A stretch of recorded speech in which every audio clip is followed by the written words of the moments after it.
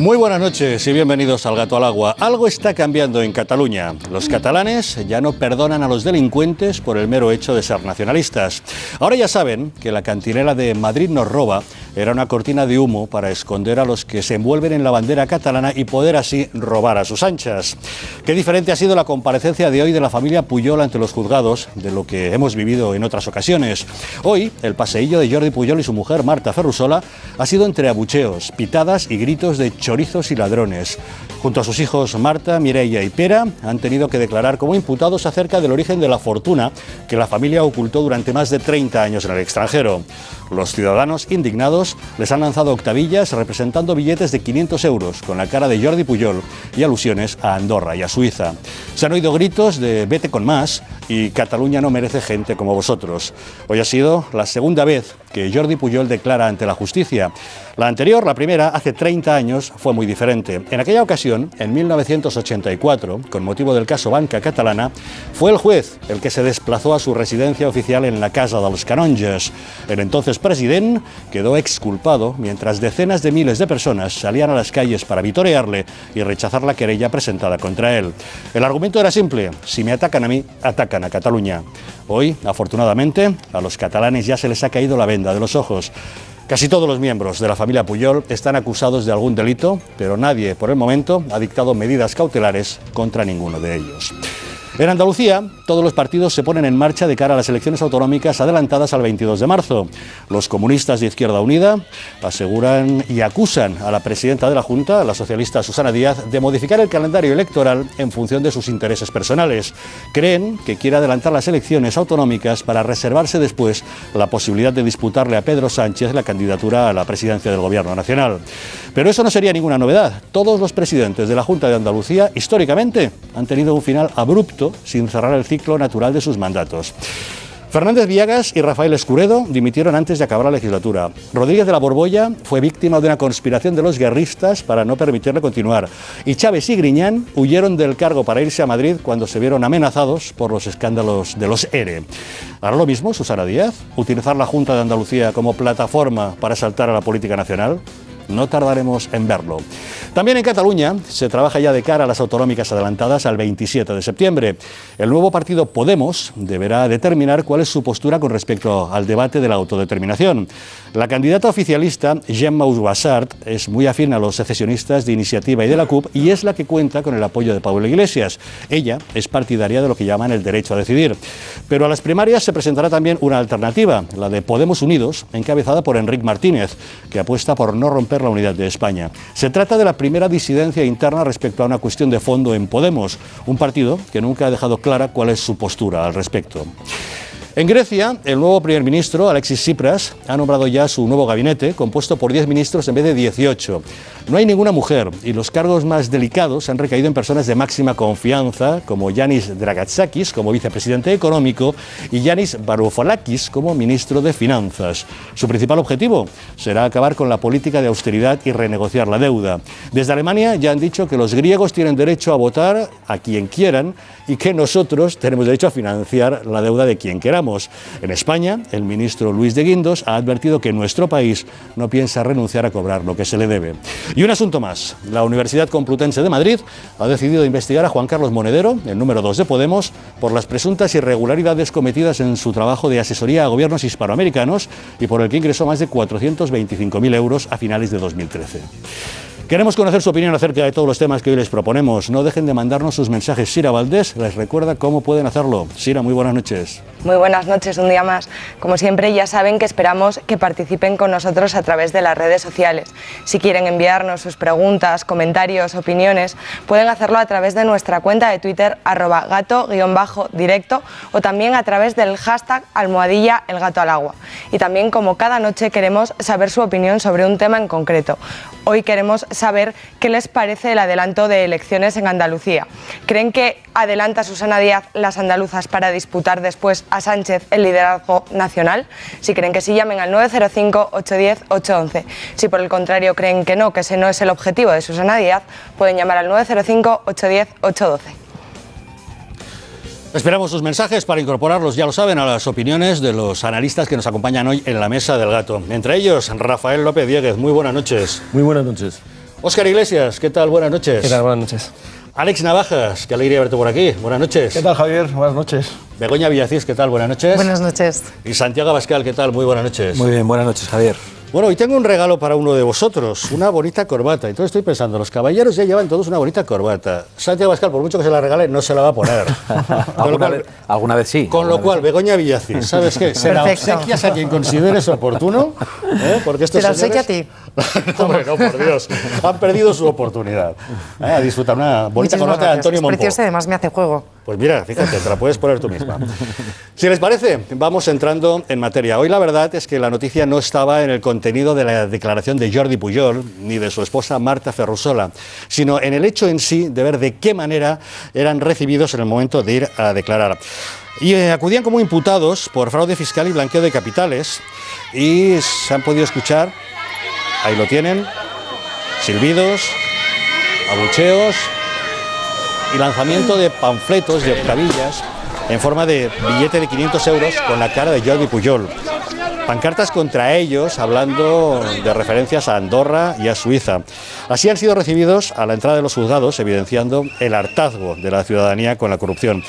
Una imagen que se contrapone con la vivida a mediados de los años 80, cuando una numerosa manifestación quiso arropar a Jordi Pujol, que había recibido una querella por su gestión en banca catalana. En aquella ocasión no tuvo que acudir a los juzgados, sino fue el juez el que tuvo que acudir a visitarle en la Casa dels Canonges, en la residencia oficial del presidente de la Generalitat.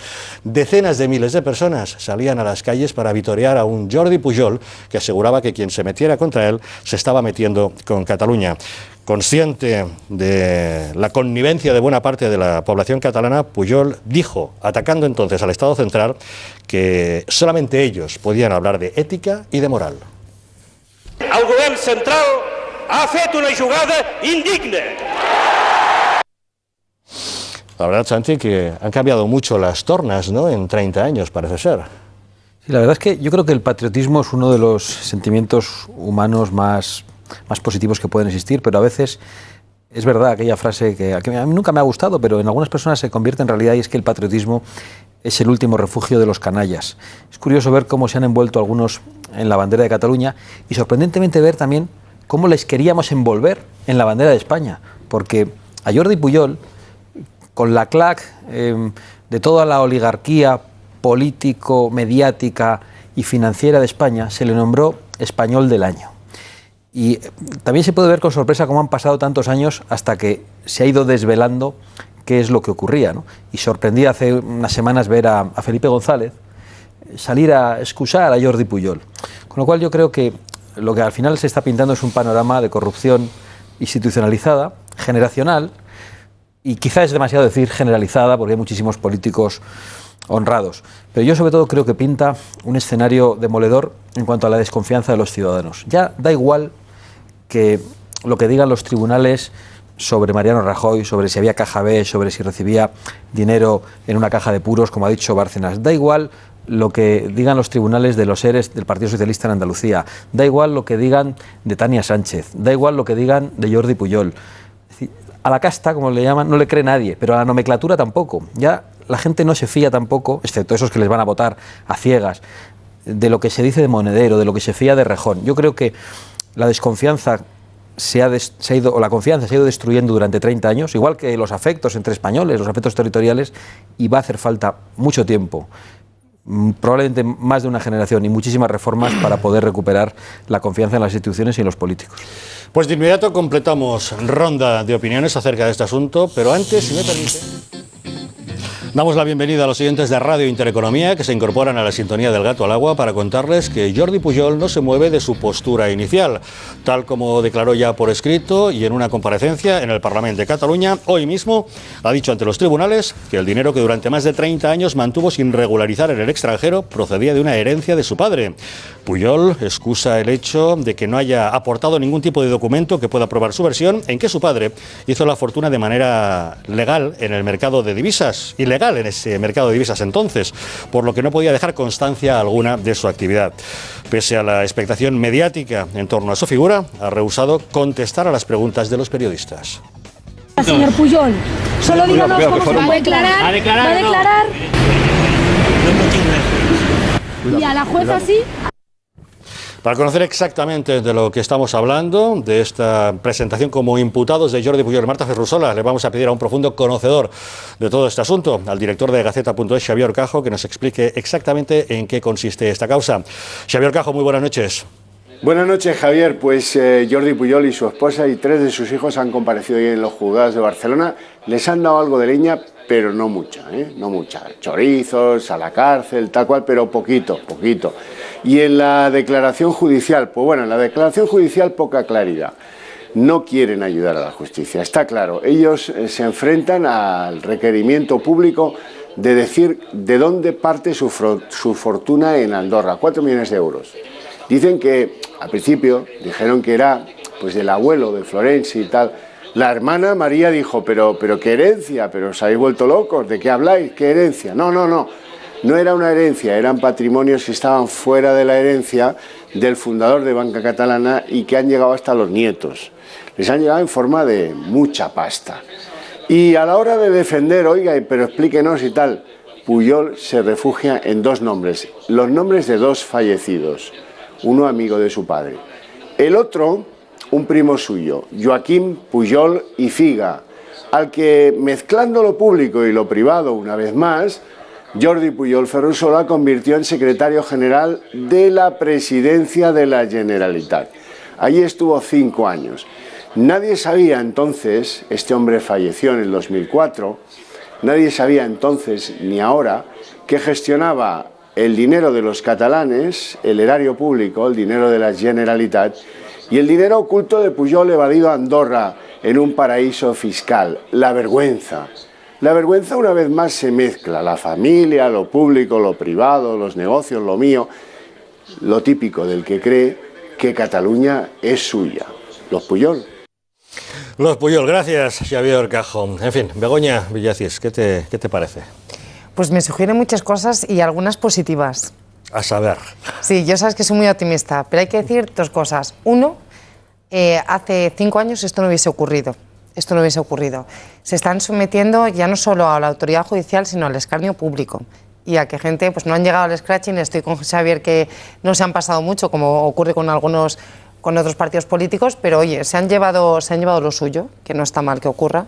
Pero sí que es cierto que parece que acabamos con una dinastía en la que se acaba antes diciendo el nombre del único que no está imputado, que creo que se llama Josep. O sea, todos los demás estaban metidos en el ajo. Es increíble. Y esto ha durado 30 años. ¿Cómo es esto posible? Entonces, aquí hay que llamar un poco a todos los autónomos y a todos los trabajadores que están en Cataluña, que sufren una presión fiscal bestial, porque Cataluña es uno de los territorios que más presión fiscal soportan de todo el territorio.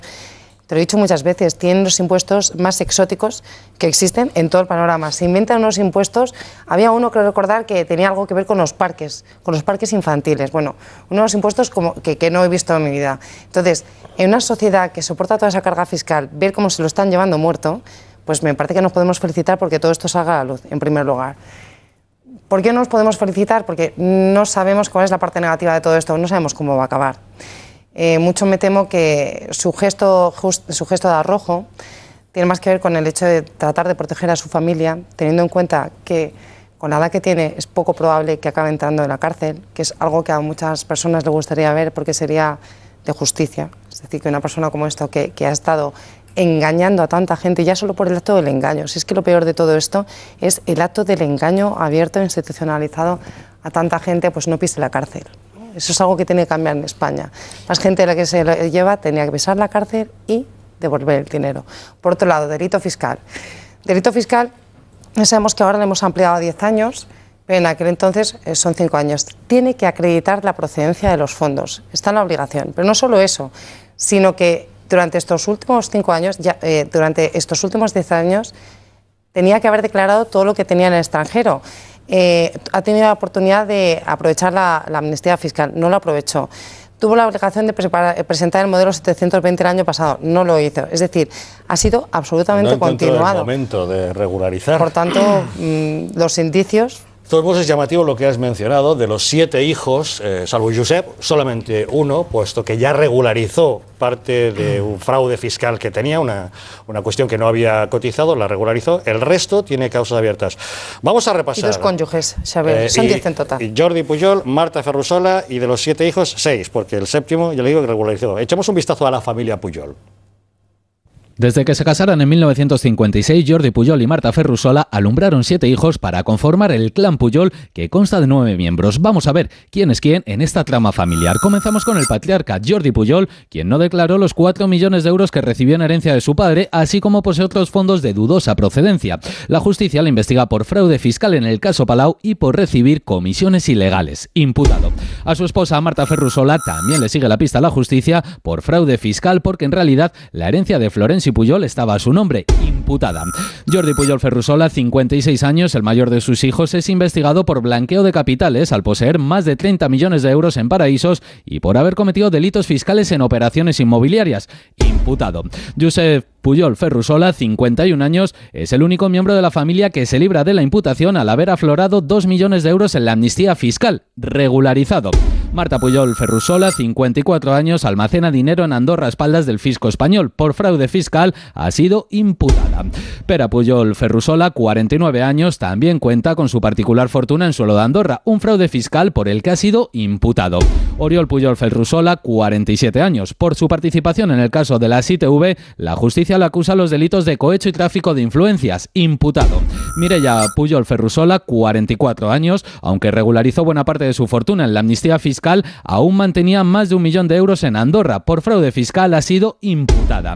Y Oleguer Pujol Ferrusola, el menor del clan, a sus 42 años le ha dado tiempo a regularizar 3 millones de euros, a acometer operaciones inmobiliarias por importe de 3.000 millones y a ser acusado de blanqueo de capitales y fraude fiscal, por lo que también ha sido imputado.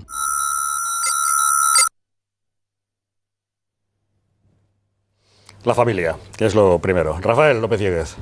Bueno, o sea, yo creo que es muy interesante las dos imágenes o escenas que representabais de cuando el tema de banca catalana al día de hoy, ¿no? Yo creo que aquellos polvos, estos lodos, ¿no? Ha habido años de impunidad, años de una prepotencia absoluta. El régimen de la Generalitat, el régimen de los nacionalistas amparaba, y lo hemos sabido, están las áreas embargadas, están todos los casos Palau, están absolutamente todos los casos de las comisiones, han parado esta situación y por lo tanto, bueno, yo creo que la responsabilidad de esta situación, evidentemente la tienen ellos. Quiero matizar una cosa, Begoña, él no tenía dinero, o sea, por eso ha declarado y no ha declarado su mujer. Su mujer se ha negado a declarar y él ha declarado, porque él no tenía dinero y la imputación se dirige contra su mujer y él, en un concepto que veamos a ver cómo jurídicamente se maneja eso, no está tan claro, ¿de acuerdo?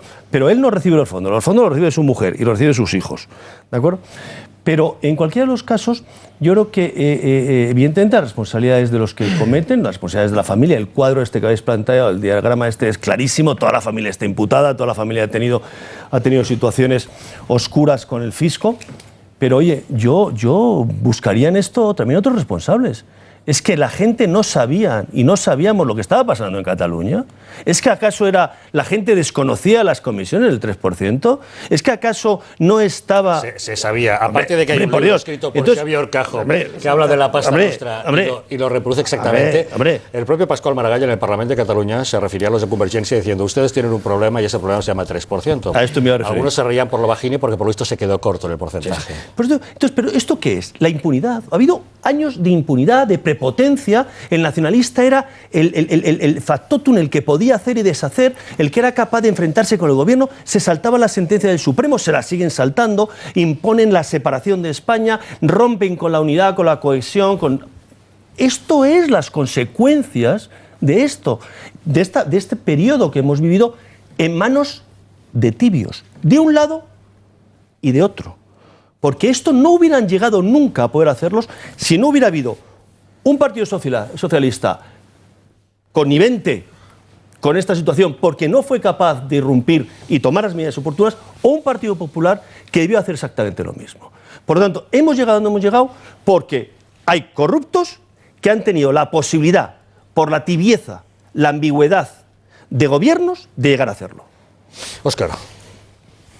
Mezclar el tema nacionalista con que alguien robe, pues me parece un poco chocante, vamos. Me parece chocante porque es confundir dos hechos muy distintos. Es decir, una cosa es un proceso autonómico en nuestro país, otra cuestión es el hecho político de una figura emblemática del nacionalismo catalán, que hasta hace poco era integrador con el resto de España, y otra cosa es las informaciones sobre la fortuna de este señor.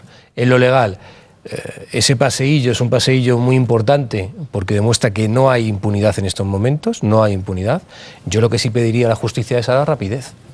Rapidez para que se determinen qué delitos son los que han cometido, porque está claro que hay muchos indicios de mucho tipo. Es decir, qué casualidad que padres, hijos, 6 hijos, son muchas casualidades, cuando además no han tenido fortuna y ahora parece que tienen fortuna. Es decir, las explicaciones no cuadran. Desde el punto de vista de las que ha dado en el Parlamento y las que posiblemente dicen los medios de comunicación que ha dado ante el juez. Por tanto, yo pido rapidez a la justicia para que se dé cuenta a la sociedad catalana y a la sociedad española que no hay impunidad y que mete la mano en la caja, lo paga con la cárcel, porque en este país no hay límite para entrar en la cárcel. De hecho, está entrando gente con edades muy parecidas a las que tiene en estos momentos el señor Pujol. Sí, ya lo veremos si hay un juez que le condena. Pero digo, rapidez en la justicia y que devuelvan el dinero. Y después hay otro hecho que es muy significativo también en ese paseillo, que es el simbólico hacia una sociedad catalana, hacia una parte importante de la sociedad catalana que tenía a este señor como referente. Es decir, yo imagino, yo no lo tengo, ¿no? Yo no lo he tenido, pero imagino que hay una parte de la sociedad catalana en estos momentos que se tiene que sentir traicionada en lo más profundo porque elevó a los altares, por decirlo así coloquialmente, a este señor y le tenían como una de sus principales figuras en el imaginario colectivo catalán. Y ahora estar haciendo ese paseillo por posible choriceo, digo posible porque todavía no están condenados, pues tiene que ser, digo, desde el plano sentimental y en el plano de una ideología muy importante. Y que esto, yo creo que decían los catalanes, no, esto no tiene nada que ver con el nacionalismo, yo creo que esto hace mucho daño a todo ese sentimiento, porque el nacionalismo son sentimientos, no nos olvidemos que el nacionalismo es sentimiento. Entonces yo creo que esto hace mucho daño a toda la campaña política e institucional que se está haciendo por parte del gobierno de la Generalitat y que se va a venir haciendo hasta las elecciones de septiembre. Una cosita muy breve, ¿cómo no vamos a mezclar el nacionalismo con este robo en particular, no con el robo en general, pero sí con el robo en particular, cuando él se escudaba precisamente en el nacionalismo para decir que es que era España la que iba contra él, no, ¿sabes? Porque... Y que era, punto número 1. 2, es que no es coincidencia que estén todos en el ajo, no es casualidad que estén todos, es que de hecho están siendo reconocidos como banda organizada. O sea, quiero decir que había toda una máquina... Entonces es muy simple decir que le pongan como banda organizada porque hay un tipo en el Código Penal que le meterá un agravante a la pena. Ya, pero te digo que mejor todavía. Pero lo que quiero trasladarte es lo siguiente, es decir, si alguien está pidiendo el 3% a alguien, es que alguien está dando el 3%. Por cierto, en la práctica a los 75 años suele ser un límite. Es que en esto tienes toda razón. Yo te digo, si alguien da el 3% y esos señores en Andorra, en paraísos fiscales, en no sé dónde, tienen no sé cuántos, que uno dicen 300, otros 500, otros 1.000 millones, no sé la cantidad de dinero que tendrán, pero uno, la justicia tiene que ver hasta dónde llega el dinero que tiene y dónde está, en qué paraísos fiscales. Y dos, si alguien da ese 3%, ese alguien podría haber dicho que hay algunos casos. Algunos casos denunciaron y fueron apartados. Habrá que ver de qué cantidad se habla. Se ha llegado a hablar de más de 1.800 millones de euros. Eso habrá que verlo, Alex. A mí hay una frase que me sirve mucho y que me gusta, que es la de que hay que condenar el mal sin mirar de dónde viene. Y es decir, tus ideas no te pueden cegar, hay que condenar el mal, venga de donde venga, ¿no? Aquí le podemos añadir etiquetas, pero la verdad es que aquí está todo el mundo pringado, quiero decir, estamos viendo ahora el caso de los Pujol, pero han saltado numerosísimos casos de escándalos del Partido Popular, del Partido Socialista, de distintos partidos, etc. Aquí lo importante no es que se llame caso Pujol, que se llame caso ERE, que se llame caso Bárcenas, hay que denunciar el mal sin mirar de dónde venga. Yo creo que un problema que tenemos en España es el tema del doble rasero. Es decir, somos absolutamente descarnados a la hora de condenar cuando me viene de mi adversario político y soy absolutamente laxo cuando viene de mi mismo partido político. Hoy, a mí me ha hecho mucha gracia, por ejemplo, las reacciones hoy cuando Tsipras ha anunciado su gobierno sin ninguna ministra y lo blanditos que han sido aquí, la progresía en España de, bueno, es que la tradición griega es distinta, etcétera, etcétera. Es decir, ese doble rasero en España es tremendo y lo aplicamos continuamente. Entonces yo insisto, hasta que no seamos capaces de denunciar el mal sin mirar de dónde viene, sin mirar etiquetas, sin tener en cuenta si es Partido Popular, Socialista, Nacionalistas, vamos mal. Eso por un lado. En segundo lugar, ha hablado Begoña del tema del engaño, estoy de acuerdo, pero yo diría que el mayor pecado de Pujol, por supuesto el engaño ha sido masivo y el robo ha sido masivo, pero es el de la división. Es decir, ha sido, a mí que hablen de nacionalismo integrador y ahora suavizarlo y darle jabón, Jordi Pujol y estos años 80, 90, donde estaba CiU sembrando esa primera semilla de discordia y de división entre todos los españoles, empieza ahí. Esa introducción en la escuela, esa incitación al odio, ese Madrid o España nos roba, etc., eso empieza ahí, eso no es integrador. Ahí empieza, efectivamente, de aquellos polvos estos lodos. Entonces, para mí el gran peligro de los Pujol, por supuesto han robado, por supuesto han engañado, pero ha sido la incitación al odio. Incitación al odio que, por otra parte, muchos han aprovechado para atacar a Cataluña. Es decir, aquí hay odio por las dos partes. Pero el gran pecado de esta gente, además del engaño, ha sido la incitación al odio. Santiago. Pues mira, yo la verdad es que iba a decir algo parecido. No puedo estar más de acuerdo con todas las reflexiones de Alex. De hecho, antes, cuando hacía referencia de los casos de corrupción, me refería a los de todos los partidos, además sin acusar concretamente a ninguno, a falta de lo que digan los tribunales, ¿no? Señalaba que, pase lo que pase, se ha instalado la desconfianza en la gente. Pero yo sí puedo decir que de Pujol no me fío, porque al margen de lo que ocurra con esto, no creo nada de lo que diga, por varias razones. En primer lugar, porque, como muy bien decía Alex, ya hay corrupciones constatadas de Pujol. Pretender romper el país, y además se lo hemos permitido los demás, se lo han permitido los grandes partidos, es un acto gigantesco de corrupción. Enfrentarnos durante años a los españoles es un acto gigantesco de corrupción. Desobedecer las sentencias de los tribunales, desobedecer las leyes es un acto de corrupción. Lo que pasa que los ciudadanos muchas veces solo se soliviantan cuando les meten la mano en el bolsillo, y especialmente en momentos como el actual, en el que las circunstancias de muchísimas familias y de muchísimos españoles son terribles. Con lo cual, vaya por delante que Pujol ya nos ha demostrado su corrupción, aplaudida por toda la clase dirigente española durante 30 años. Pero a mí me ha llamado mucho la atención el hecho de que se refiera a su padre muerto y diga que esto es de su padre. Es decir, porque puede haber muchos tipos de deshonores, muchos tipos de villanías, de maldades, pero manchar, en caso de que sea falso, el honor, el buen nombre y la honra de un padre muerto, me parece que se lleva la palma. No me extraña nada. Quien se comporta como un traidor al proyecto común, como un traidor a la patria, es capaz de traicionar la memoria de su padre. Y luego una reflexión que es muy personal, y además la hago de verdad, sin rabia, pero pensar cómo muchos nos hemos jugado el tipo, defendiendo nuestro país, defendiendo su unidad, sus instituciones, una Constitución que no nos convencía en todo, pero que queríamos que había que reformar. Nos hemos jugado nuestra hacienda en el País Vasco, nos la han quemado y hemos sufrido. Incluso, mira, en mi caso, por circunstancias, he perdido hasta mi propia casa. Y pensar que aquellos que han estado atacando el país, han estado tratando de dividirnos, enfrentándonos, a la vez estaban amasando grandes fortunas, pues la verdad que uno se queda un poco perplejo, pero bueno, con la tranquilidad de poder ir por ahí con la cabeza bien alta por ambas cosas, ¿no? Rafael. Vamos a ver, yo quería matizar. Yo sí me creo que la fortuna empezó en su padre. Sí me lo creo. Su padre era un famosísimo cambista y Banca Catalana fue la mayor quiebra después de Caixa Catalana, es la mayor quiebra que se ha producido en este país, pero y Bankia, que les ha ganado. El agujero de Bankia y no lo estamos acordando ya, y el sumario era fugas de capitales a mansalvas, maletas, salían de Banca Catalana en metálico. Acordémonos de aquella época y de la prensa. Yo sí me creo que venga del padre, aunque sí le creo capaz, por el mismo argumento que tú has dicho, de que sea capaz de comprometer a su padre y a su padre, el padre de su padre. O sea, eso es por presidente, por su perfil. Pero a tu planteamiento, Óscar, no podemos mezclar el tema del nacionalismo con el tema de la corrupción. Yo discrepo completamente. Vamos a ver, el nacionalismo ha sido un escudo perfecto para la corrupción. El nacionalismo ha amparado la corrupción.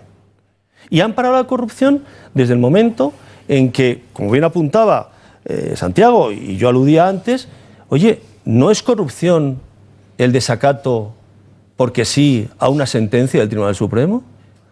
No es desacato, no es corrupción el saber públicamente que se está adoptando una serie de medidas que son comisionables y que tienes razón. Es tan culpable el que da la dávida como el que recibe la dávida. Exactamente igual de culpable. En eso tienes toda razón. Ahora, todo ese amparo, toda esa impunidad estaba protegida institucionalmente. Era conocida. De todo el mundo era conocido que trabajar en Cataluña era tener un peaje. Era conocido. Y eso estaba amparado por un régimen que era un régimen nacionalista. Nos guste o no nos guste. Esto es una realidad constatada. Las zonas de España, salvo el tema de los seres, con mayor número de corrupción, con mayor volumen de corrupción, es Cataluña. Esto es un dato constatado.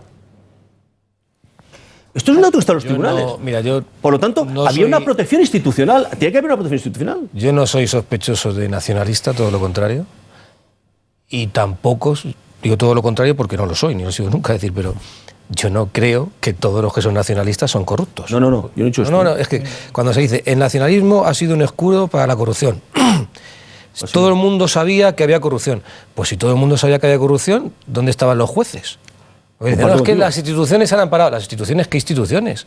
Claro, vuelvo a decirlo, ahora mismo ha hecho esa es la vergüenza. Ahora mismo no, es que yo creo que una cosa es lo que se puede decir o lo que se puede conocer, y otra cosa es lo que se denuncia, y otra cosa es lo que se investiga. Es decir, yo creo que tenemos una fuerza y cuerpo de seguridad del Estado que investigan. Yo imagino que hay unos jueces que también investigarán cuando se cometen delitos, y ahora se está haciendo eso porque ahora habrán cogido la información para ese tipo de actuación. No quiero entrar en lo de antes, quiero decir que el paseillo, si es que vuelvo a lo de antes, es decir, que ese hombre, lo que ha dicho tanto en el Parlamento, que yo vi en directo la intervención en el Parlamento, no es creíble lo que está diciendo. No es creíble que una familia salga tanta gente lista por metro cuadrado y en tan poco tiempo gente con 30 años, con 28, sean multimillonarios en euros. No es posible. Algo falla. Hay falla alguna explicación. Y la explicación es posibles corruptelas. Si hasta ahí está todo claro, pero tiene que ser un juez. Por eso digo, tiene que haber rapidez en la justicia para que se condene y tienen que devolver el dinero, porque vuelvo a decirlo, y que se investigue más, porque si parte de ese dinero que se está investigando está en paraísos fiscales, como no se tomen medidas cautelares, va a seguir funcionando por esos paraísos fiscales. Y ahora voy a la otra parte, que es la que yo sí digo, aparte de la corrupción que se haya podido cometer, que los indicios van que han cometido corrupción y que los tribunales tienen que condenarla, digo que hay otro proyectil, otra bomba en la línea de flotación que ha estallado, y es que para parte de la sociedad catalana, que a este señor le tenía como un ídolo, le tenía como un personaje trascendental, sentimentalmente y políticamente hablando, se les ha caído. Y ahí sí digo, eso sí tiene repercusión en un sentimiento que enlaza con el sentimiento nacionalista, que el nacionalismo es sentimiento en gran parte. Y eso sí tiene consecuencias en todo lo que está haciendo y toda la deriva nacionalista, digan los de RC y los de CiU que no la tienen. Pero voy a otra cuestión, y ya con esto acabo con relación a lo del tema de Pujol. ¿Tiene consecuencias políticas lo del tema de Pujol? Sí.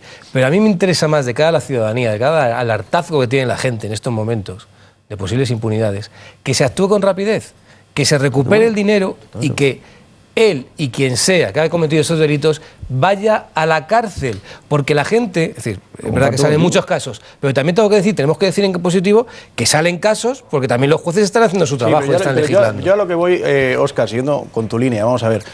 Evidentemente aquí creo, que es lo que estaba comentando antes de no poner etiquetas, el caso de los Pujol es condenable no porque sea nacionalista o no, sino porque es corrupto y porque hay un delito. Quiero decir, no es una corrupción de un nacionalista, no es una corrupción socialista, no es una corrupción de un tío del PP, es corrupción. En el caso de que haya desacato, hay desacato. En el caso de que haya incumplimiento de una orden de un juez, hay un incumplimiento. Es decir, de verdad, no pongamos apellidos. Si es que a mí no me importa el apellido, es que me da igual que este señor sea de CiU o sea de lo que sea. Si este señor ha robado y se demuestra que es corrupto, este señor efectivamente tiene que ir a la cárcel. Entonces, vuelvo a decir lo del tema del doble rasero. Y luego, yo también quiero decir una cosa.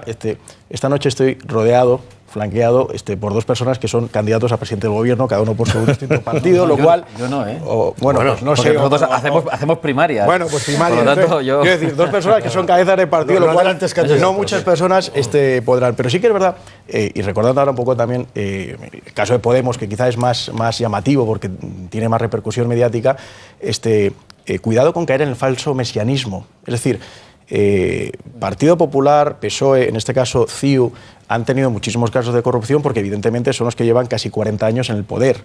Entonces es muy fácil llegar de nuevas con una especie de nuevo mesianismo de decir conmigo las cosas van a cambiar. No, si el problema no es, insisto, que seas socialista o del PP o de CiU, sino el problema es cómo estás tú en conciencia. Es muy preocupante en una sociedad cuando nos hinchamos a hacer leyes. Porque al final no es muestra de una sociedad más madura, sino al contrario, de una sociedad más infantil que necesita más control. Al final la ley la tienes que tener en la conciencia, no porque te pongan muchas leyes de fuera. Pero no es por ese control. Yo a ese fenómeno tengo un nombre bastante feo, es diarrea normativa. O sea, eso lo único que sirve es para que la gente esté cada vez más desorientada, cada vez más perdida y para que sea imposible que tú vayas a cualquier autónomo y le preguntes, ¿estás haciendo las cosas bien? Y te pueda garantizar, sí. Pues mira, os voy a decir lo que estaba haciendo la agencia tributaria cuando miraba para otro lado. Estaba muy entretenida poniendo paralelas a esos autónomos, a esos trabajadores. Es decir, tiene al pueblo frito a paralelas, frito a revisiones y de repente te das cuenta de que esta familia se ha ido de rositas durante 30 años.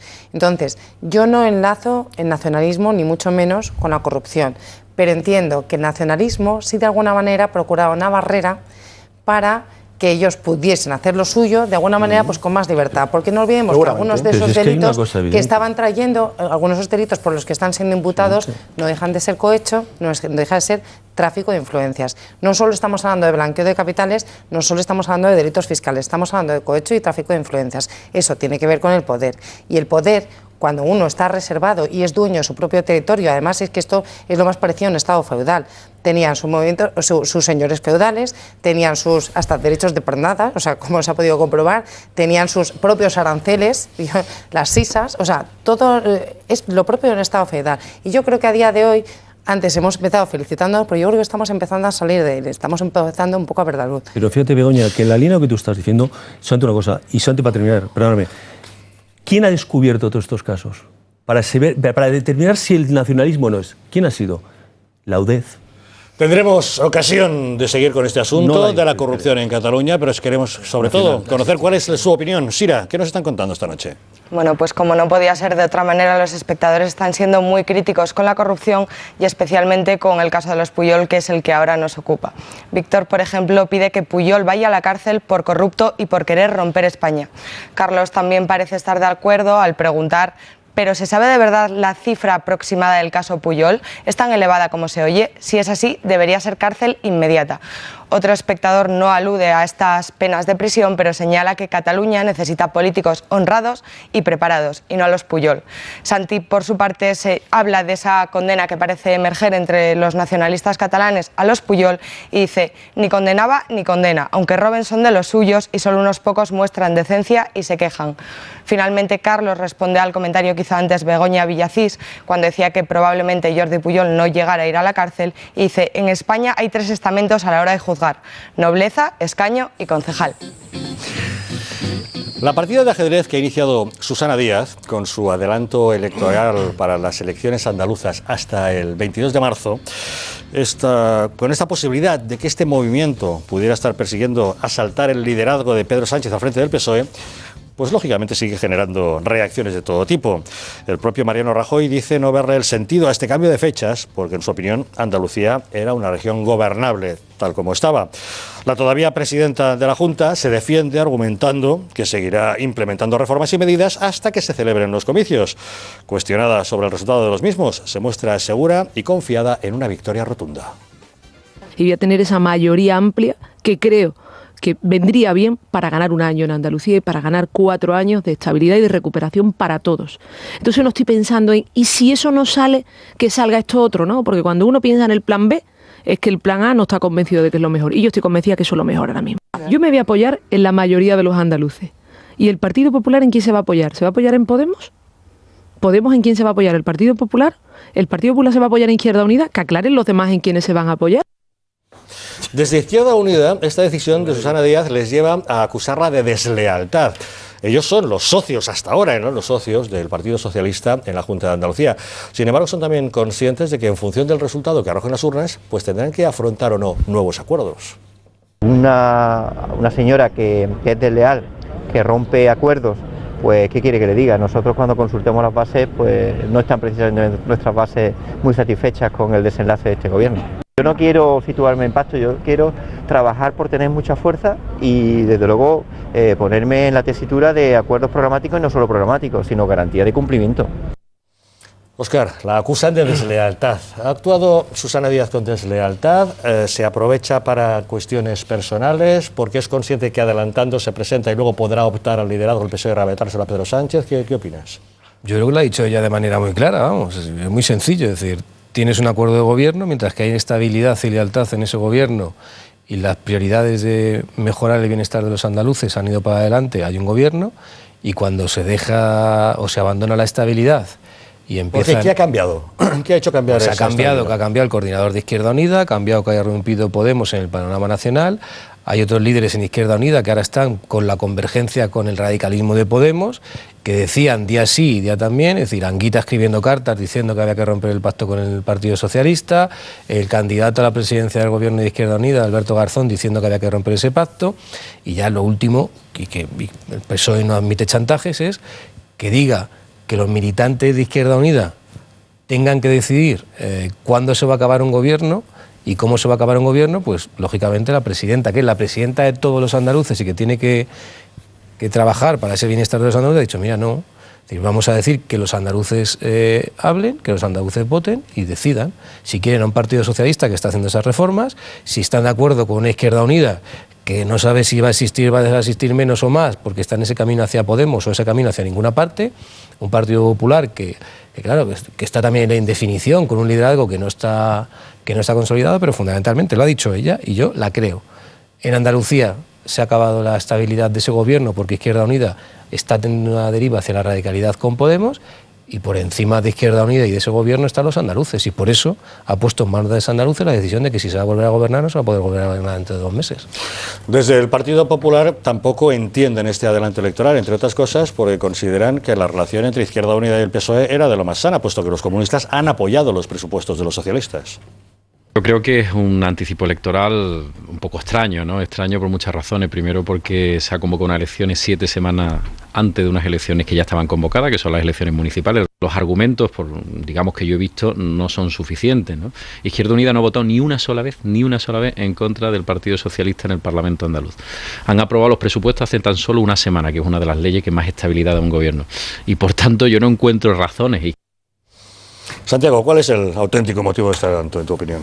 Yo no sé cuál es el auténtico motivo, no sé si obedece a las pugnas internas del Partido Socialista, a los problemas con sus socios de gobierno, o si obedece a un intento también de aparecer en el panorama político que está muy polarizado en torno al Partido Popular y Podemos, que ambos yo creo que están constituyendo la alianza del miedo. Unos, el miedo a que venga el chavismo a España, con la intervención de los medios de comunicación, a pesar de que también los intervienen y tratan de influirles a través de muchos mecanismos, y otros con la única propuesta de que el miedo cambie de bando, es decir, de que el miedo lo tengan los de arriba y no los de abajo, ¿no? Que es otra forma de presentarnos un país dividido que le gusta a Podemos.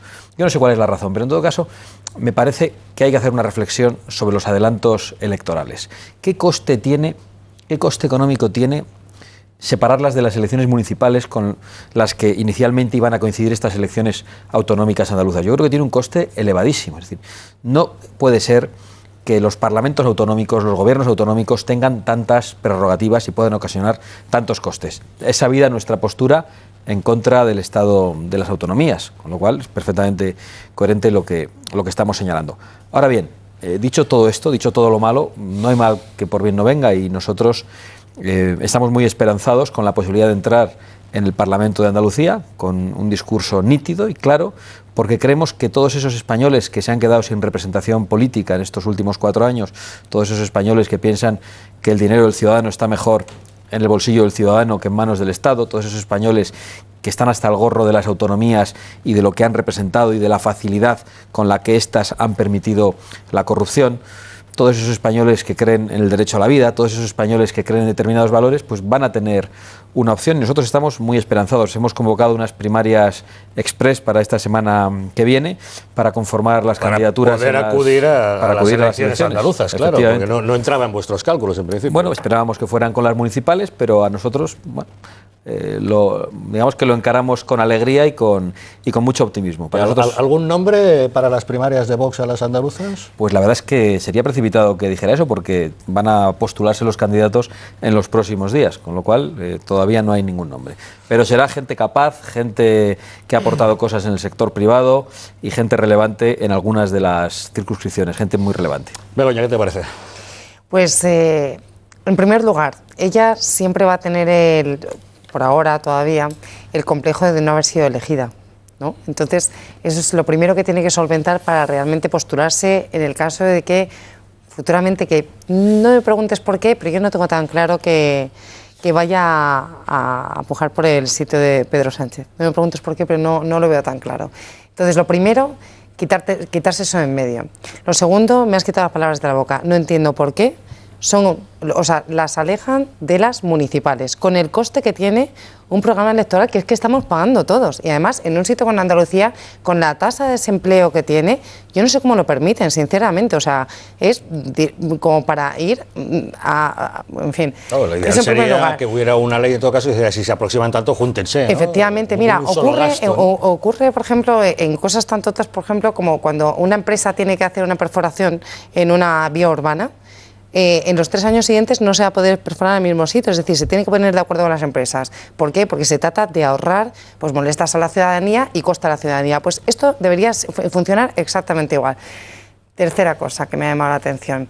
Ella dice que por qué no se postulan de forma clara sobre cuáles van a ser las futuras alianzas, ¿no?, tras las elecciones. Pues que hasta que no vean el resultado. Ellos han sido un claro ejemplo también, precisamente, de la sorpresa postelectoral. Inicialmente, en las anteriores elecciones, no presagiaban nada que su alianza iba a ser precisamente con Izquierda Unida. En este caso, yo creo que Podemos va a fagocitar directamente a Izquierda Unida. O sea que es un escenario muy poco... Pero los pactos los tendrá que hacer con Podemos. Sí, probablemente sí. Probablemente sí. Rafael. Bueno, yo sin perjuicio de que comparto que todo el gasto electoral y gasto autonómico, porque como Santi, nosotros somos completamente contrarios a este régimen autonómico, las autonomías, la alternativa española, no me cabe duda que yo hubiera hecho lo mismo que ha hecho esta señora. Lo digo con toda franqueza. ¿Por qué? Porque esta señora hoy tiene la posibilidad, y es una posibilidad cierta, que hay que confesársela, oye, nos gustará sí o no, de gobernar con mayoría absoluta y no tener que pasar por la presión a las arcas gaudinas de Podemos. Por lo tanto, yo, en su caso, lo digo con toda franqueza, yo hubiera hecho exactamente lo mismo. Porque además, no olvidemos de una cosa, desafortunadamente en Cataluña y en Andalucía no coinciden municipales y autonómicas. Desafortunadamente, por lo tanto, el gasto siempre se va a producir de forma, en una casa, pues nunca las tienen juntas. ¿No? Bueno, en este caso ya que lo pueden juntar, pero también lo pueden juntar más con las municipales y se ha ido a septiembre, a 2 meses después, con verano por medio y sin ningún sentido. O sea, por lo tanto, este es el mal endémico al que te referías del sistema autonómico. Ahora bien, yo creo que va a haber una prueba de fuego. Y esta señora toma una posición de riesgo muy alta, altísima. Está convocando elecciones cuando es verdad que las encuestas le juegan a favor, pero en un momento en el que los vientos griegos que vienen, los vientos helenos y los vientos españoles son vientos muy potentes y de euforia. Y yo espero que esta señora haya medido y no nos encontremos con una situación tan dramática como que resulta no tenga gobernabilidad. Coincido contigo, Izquierda Unida fagotizada, absolutamente canibalizada, y no tenga más remedio que jugar el partido con Podemos o jugar el partido con el Partido Popular, porque otra no le va a caer, el Partido Andalucista, muy difícil. Yo con franqueza, yo reconozco que yo hubiera hecho lo mismo, lo hubiera hecho, hubiera intentado juntarlas para este ahorro económico, es verdad, pero yo hubiera hecho lo mismo, y además creo que esto es una prueba muy importante y va a ser un barómetro muy importante para hacer medir. En cuanto a qué es lo que más me ha causado sorpresa es el señor Rajoy diciendo que Andalucía era gobernable. Me parece verdaderamente ridículo. O sea, un señor que se ha pegado durante 4 años discutiendo, criticando que Andalucía era ingobernable, que era un pozo de corrupción, que era tal, y ahora dice Que no, oiga, que era gobernable. Hombre, por Dios, sea usted consecuente. ¿Está sentido común? A mí me parece una muy mala noticia, pero bueno, por una concepción propia de que las autonomías son el cáncer de España.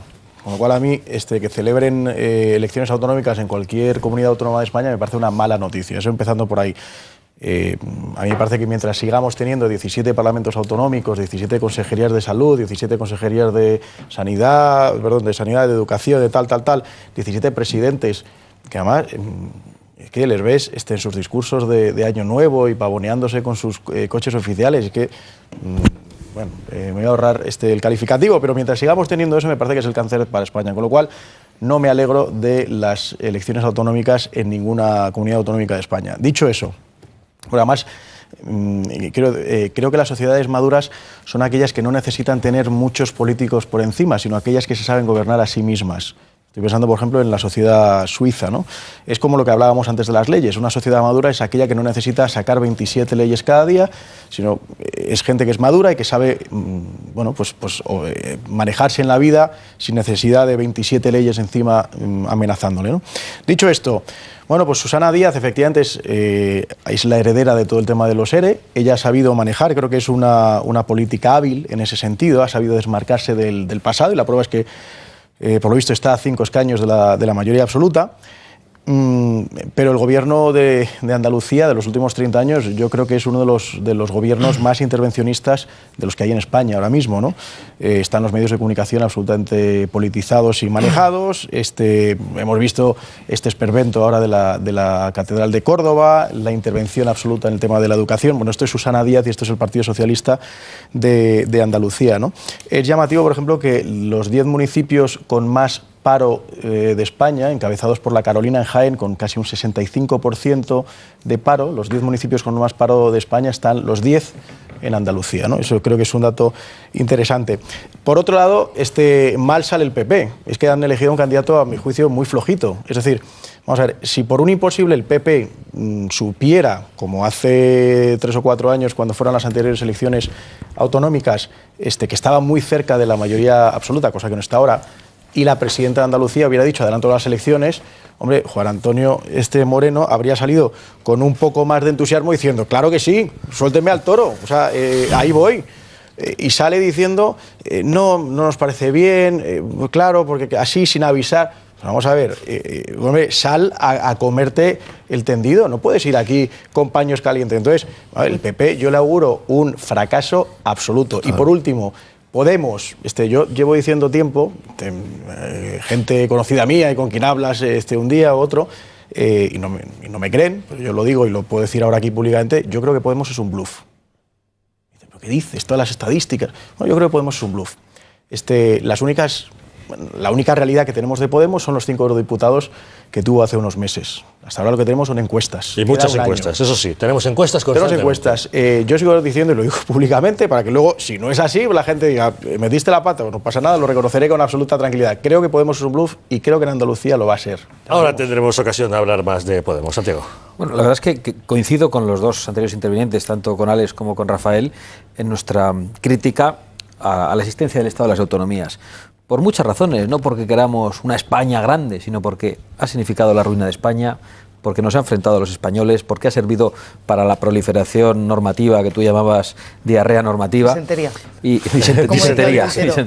En definitiva, han sido negativas para España. Nos dicen, vivimos mejor con las autonomías, y porque nos hemos gastado lo que no teníamos, porque nos hemos endeudado hasta arriba. Ahora bien, el otro día llevamos adelante un debate muy interesante en el Comité Ejecutivo Nacional de Vox para decidir si un partido como el nuestro, contrario al Estado de las autonomías, debía concurrir o no debía hacerlo. Y decidimos que sí, precisamente para permitir que en España ocurra algo que no ha ocurrido en toda la democracia, y es que haya parlamentarios autonómicos que no vayan con el programa concreto para cada área competencial que tienen las autonomías, sino que vayan allí a decir que hay que ir devolviendo las competencias, que necesitamos un Estado más cohesionado, un Estado menos costoso. Con lo cual, esa va a ser nuestra función, tanto en las elecciones autonómicas de Andalucía y en el Parlamento de Andalucía si conseguimos entrar, como en el Parlamento de Madrid, en el Parlamento Autonómico de Madrid si conseguimos entrar. Perdona una cosa, ahora te cedo la palabra. ¿Cómo puede ser que los ERES no le hayan pasado un peaje al PSOE? Verdaderamente es que no lo entiendo. Porque es muy hábil. de verdad, o sea, ¿qué podemos pensar de nuestra sociedad cuando los seres, un caso como los seres, de una corrupción tan flagrante, tan institucionalizada nuevamente, que con unas ramificaciones que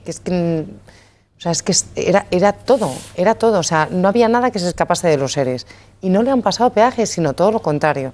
Entonces, puede ser muy hábil y todo lo que quieras, pero lo cierto es que los anteriores gobernantes y el que le cedió la silla estaban metidos en ese macroproceso. Punto número 1.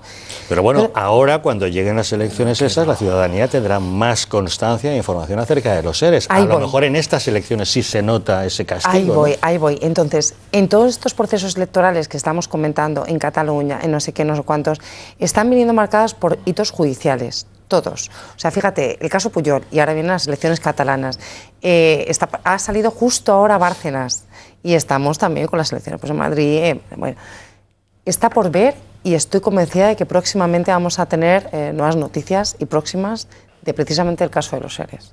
Seguro.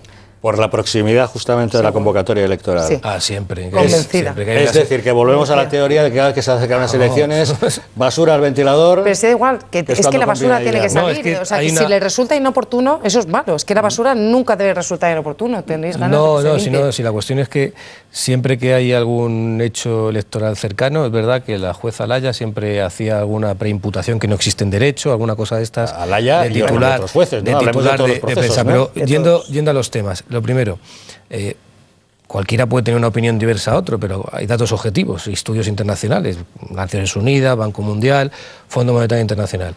Las sociedades y los países más descentralizados, hay más bienestar.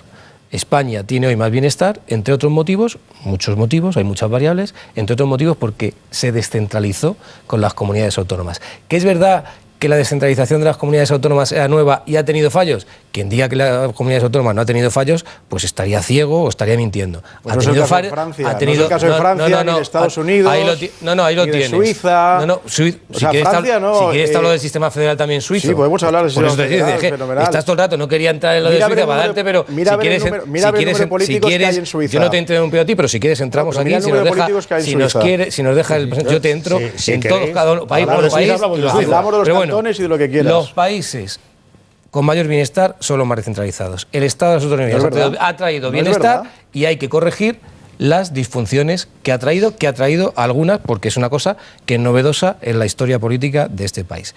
No es una cuestión, Andalucía, no es una cuestión de encuestas, es una cuestión más simple y que incluso vosotros muchas veces en otros debates lo decís muchos. No hay que ceder al chantaje nacionalista, no hay que ceder es que es más simple. Hay que anteponer y antepuesto, Susana, con todos los riesgos que tiene, pues esto tiene muchos riesgos, Sí. Antepuesto a los andaluces y Andalucía por encima de cierta comodidad, porque puede ser muy cómodo estar un año más en el gobierno de una comunidad autónoma y qué sabes tú lo que te va a tener dentro de un año, no. Antepuesto no las encuestas, el bienestar de los andaluces. Y lo ha dicho claramente, es que también hay que creer a las personas por sus hechos. En estos momentos, el gobierno que había con Izquierda Unida no es estable. ¿Por qué no es estable? También es que es muy fácil. Si no hace falta ni que lo diga ella, hay que irse a la hemeroteca. Porque el gobierno que hasta ahora tenía lealtad, en minoría ese que era Izquierda Unida, ha dejado de tenerla. Porque sus máximos dirigentes decían desde septiembre, vamos a ver cuándo vamos a hacer un referéndum para que los militantes de Izquierda Unida decidan hasta cuándo decide el gobierno, hasta cuándo dura el gobierno andaluz. ¿Quién son los militantes de Izquierda Unida o del PSOE para decidir hasta cuándo llega el gobierno andaluz? Después salía Anguita. Este gobierno con el PSOE hay que cargárselo. Después salía Garzón. Este gobierno, Alberto Garzón, este gobierno hay que cargárselo porque este gobierno no interesa. Nos interesa la convergencia popular entre Izquierda Unida y Podemos. Claro, la presidenta que tiene la responsabilidad de atender al bienestar de los andaluces ha dicho, bueno, pues que decidan los andaluces. Vamos a convocar unas elecciones y que decidan los andaluces. Y en Andalucía es verdad que viene de un subdesarrollo secular que ha habido en este país. Claro que sí es cierto, pero a día de hoy, yo por ejemplo, yo soy diputado de la Asamblea de Madrid y tengo envidia. Hoy en Andalucía, hoy en este momento en Andalucía, todos los andaluces que necesitan beca de comedor tienen beca de comedor. Y no puedo decir lo mismo en Madrid, que tiene más riqueza y más PIB que Andalucía. Hoy, entre Andalucía, la Comunidad Autónoma de Andalucía y la Comunidad de Asturias, se gastan 1.200 millones de euros en la ley de dependencia. Lo mismo que el Estado Lo mismo que el gobierno de Rajoy. Déjame que diga una Porque hay sensibilidad social Un y hay poquito de derechos. brevedad, los mítines, Los mítines sería si pidiera el voto. Estoy dando datos. Estoy diciendo que en Andalucía Bien, hay pues hazlo, becas brevedad. en Andalucía hay becas para libros. En Madrid, que tenemos más poder económico, la comunidad, no hay becas para libros. ¿Por qué? Porque allí gobierna un gobierno que ha decidido que las haya y aquí gobierna un gobierno que ha decidido que no las haya. Y eso los ciudadanos lo van a tener en consideración en las elecciones. Pero se financia con un tipo del impuesto de transmisiones patrimoniales 2 puntos por encima de Madrid, con un tipo de impuesto de sucesiones y donaciones sin bonificaciones para padres Sí, a hijos. el espectáculo de Cayetana, ¿no? De 6 millones más para ver. El espectáculo que se muere la duquesa de Alba. Las dependencias se incumplen sistemáticamente. La Junta de Andalucía hace muchísimas revisiones de comprobación de valores, cosa que no está ocurriendo al mismo nivel en Madrid. O sea, ¿Sabes cuántos dependientes hay en Madrid con el informe de valoración y que tienen derecho a la prestación y que no la están teniendo? ¿Sabes cuántos hay? Te digo yo el dato, 14.000. ¿Sabes cuántos dependientes se les está retrasando y retrasando y retrasando el expediente para no tenerlos? 10.000. Vete a Andalucía, 1.200 millones de euros entre Andalucía y Asturias. A ver, están ahí en los presupuestos los datos. Primero, yo he de decirte dos cosas, y no soy sospechoso de socialista. Has dicho dos cosas que yo puedo compartir. Primero, que la actuación de esta señora ha sido valiente, lo he dicho, yo hubiera hecho lo mismo. Yo creo que esta señora, de no hacerlo, iba a caer en una situación gravísima de presión entre Podemos y la radicalidad de Izquierda Unida. Por lo tanto, yo he dicho que yo lo hubiera hecho, y lo he hecho al principio. Y también coincido contigo que la descentralización es buena, pero la descentralización no tiene que pasar por un sistema autonómico. Eso es lo que podemos discrepar. Yo creo que la descentralización optimiza los recursos económicos y los humanos. Estoy absolutamente seguro. Pero ya teníamos instituciones suficientemente solventes para que se produjera esa descentralización. La descentralización no quiere decir autonomía o régimen de gobierno distinto. La descentralización puede ser perfectamente desde un Estado que nos eduque a todos igual, que nos dé la misma sanidad, que nos dé el mismo sistema impositivo, que nos dé la misma cobertura social, exactamente igual. Y yo soy partidario de esa descentralización. De lo que no soy partidario es de una descentralización que atenta contra la cohesión, contra la integridad, contra la unidad, contra la solidaridad. Ese es el sistema autonómico. ¿Descentralización? Sí, por supuesto. Pero descentralización desde la igualdad, la solidaridad y desde la cohesión nacional. Esa es la que yo busco. Y esa es la que busca Alternativa Española. No la que buscáis desde el sistema federal, que no es integradora. No la que se busca desde el sistema autonómico, que no es integradora, sino por el contrario, lo que procura una autonomía es ser mejor que la de al lado. Y siendo mejor que la de al lado, necesariamente tienes que perjudicar a la de al lado. Esa es la diferencia. Pero yo, de todas formas, Óscar, yo sí te diría, admiro el intento de defender lo indefendible. Porque quiero decir, defender en estos momentos a Andalucía, que insisto, que tiene las tasas de paro más altas de España, que tiene los 10 municipios con tasas de paro más altas de España. Repito, La Carolina, Jaén, tiene cerca del 65% de sus habitantes en paro. Y de ahí los 10 municipios siguientes, que ninguno baja del 50%, que tiene una de las tasas de desempleo juvenil más altas de España, que tiene el mayor caso de corrupción de la historia de la democracia, que se llama el escándalo de los ERE. Es decir, que tú de verdad te lances al ruedo a defender esto, oye, yo de verdad te felicito, porque me parece absolutamente indefendible. En segundo lugar, tú has hablado de que Susana Díaz antepone el bienestar de los andaluces. Yo te vuelvo a preguntar, ¿el bienestar del 65% de estos municipios que están en paro o de quién estamos hablando? ¿Te has visto la última EPA? En tercer lugar, yo te hablo de datos de paro. ¿La última EPA te la has visto? No te la has visto. No te la has visto. ¿Tú has visto los ¿Cuál es la última comunidad autónoma? ¿Cuál es la comunidad autónoma que en el último trimestre, según los datos de la EPA, que ha salido la semana pasada, la comunidad autónoma, y te la comparo con la de Madrid, donde yo soy diputado? Sí. Madrid, en la última EPA que ha salido, se incrementa el paro.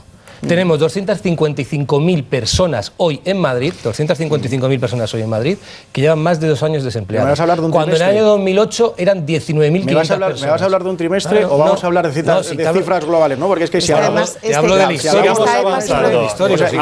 Y luego por termina, por favor, y vamos con Santi. Y luego el tema, por tocar también el tema de los países descentralizados, son los más prósperos. Creo que te he puesto el ejemplo de Francia, te he puesto el caso de Estados Unidos. Tú has dicho datos, no sé si de la ONU, no sé qué.